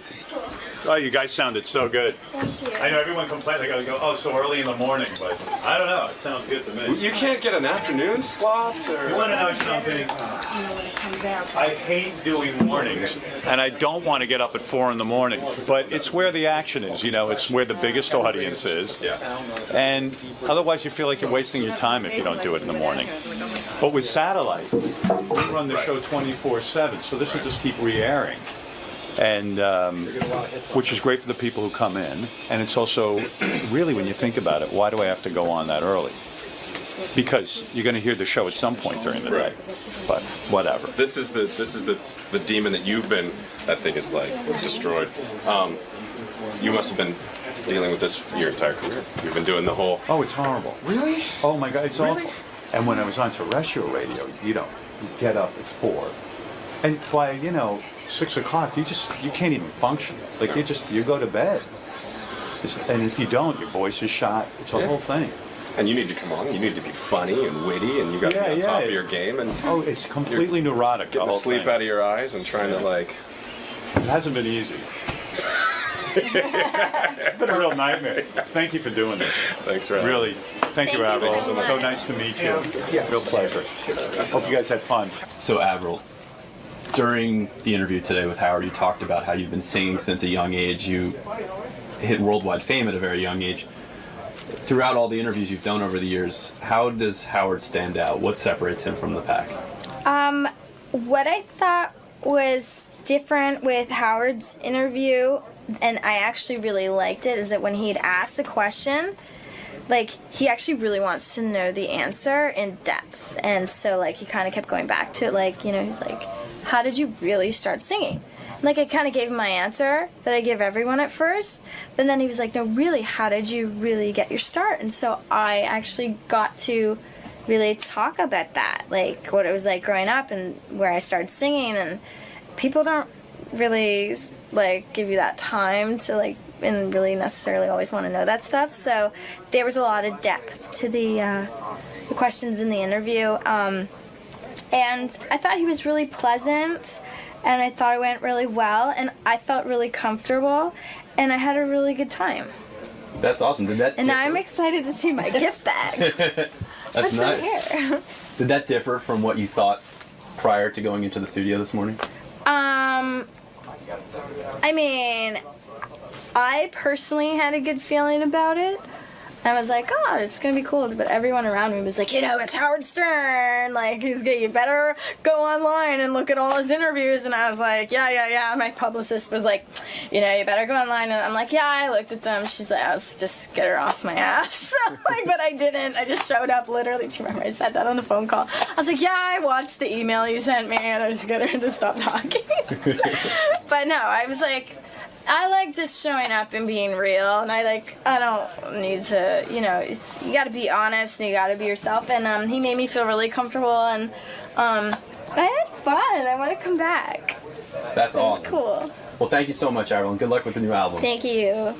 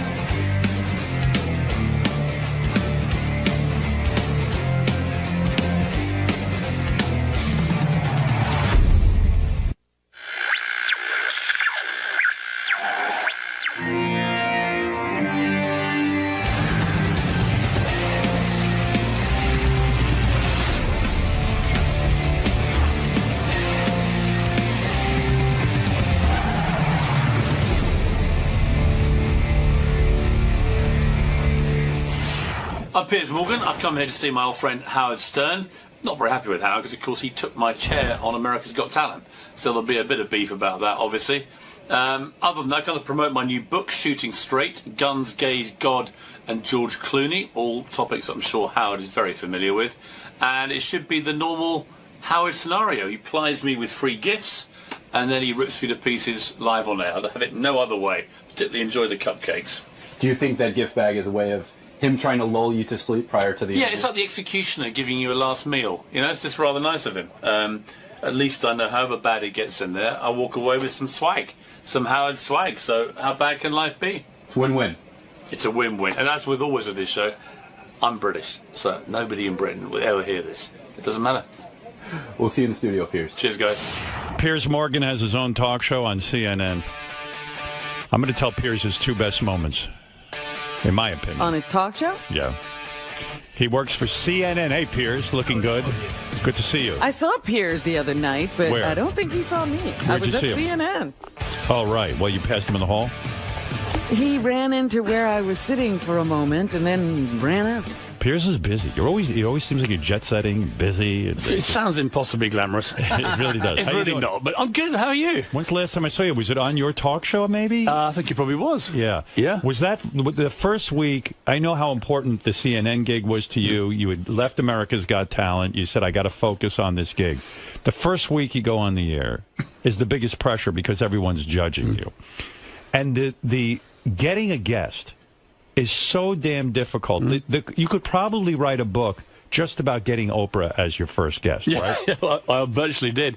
How did you? I know. How did you get Oprah? By the way. Well, it's like, I mean, as you know, you get guests, big guests, in the most unlikely way. So I was staying down at a hotel in Los Angeles, a Beverly Wilshire, where I lived for a couple of years. And did CNN say to you, "You've got to get a big guest"? Yeah, but listen. I knew the pressure when I was sort of thinking, "Oh, this is all going to be a bit of fun." Replace Larry King, blah blah blah. I remember January the 1st, 2011, walking to Times Square, heavily hungover after a big night at the Monkey Bar here in New York. And what do you drink at the Monkey Bar? This is a good story because I was with Andrew Lloyd Webber's daughter Imogen, who does cute, a lot of, right? Very cute, and does a lot of TV in America. And isn't she like incredibly good looking? Like really, I think right up your alley. Is how I would describe it. I forget where I saw her. Maybe on a 60 Minutes piece or something like that. She does a lot of stuff like that. Very, very, very smart as well. And I know her dad very well. Anyway, to cut a long story short, she got her dad's dad's wine stash.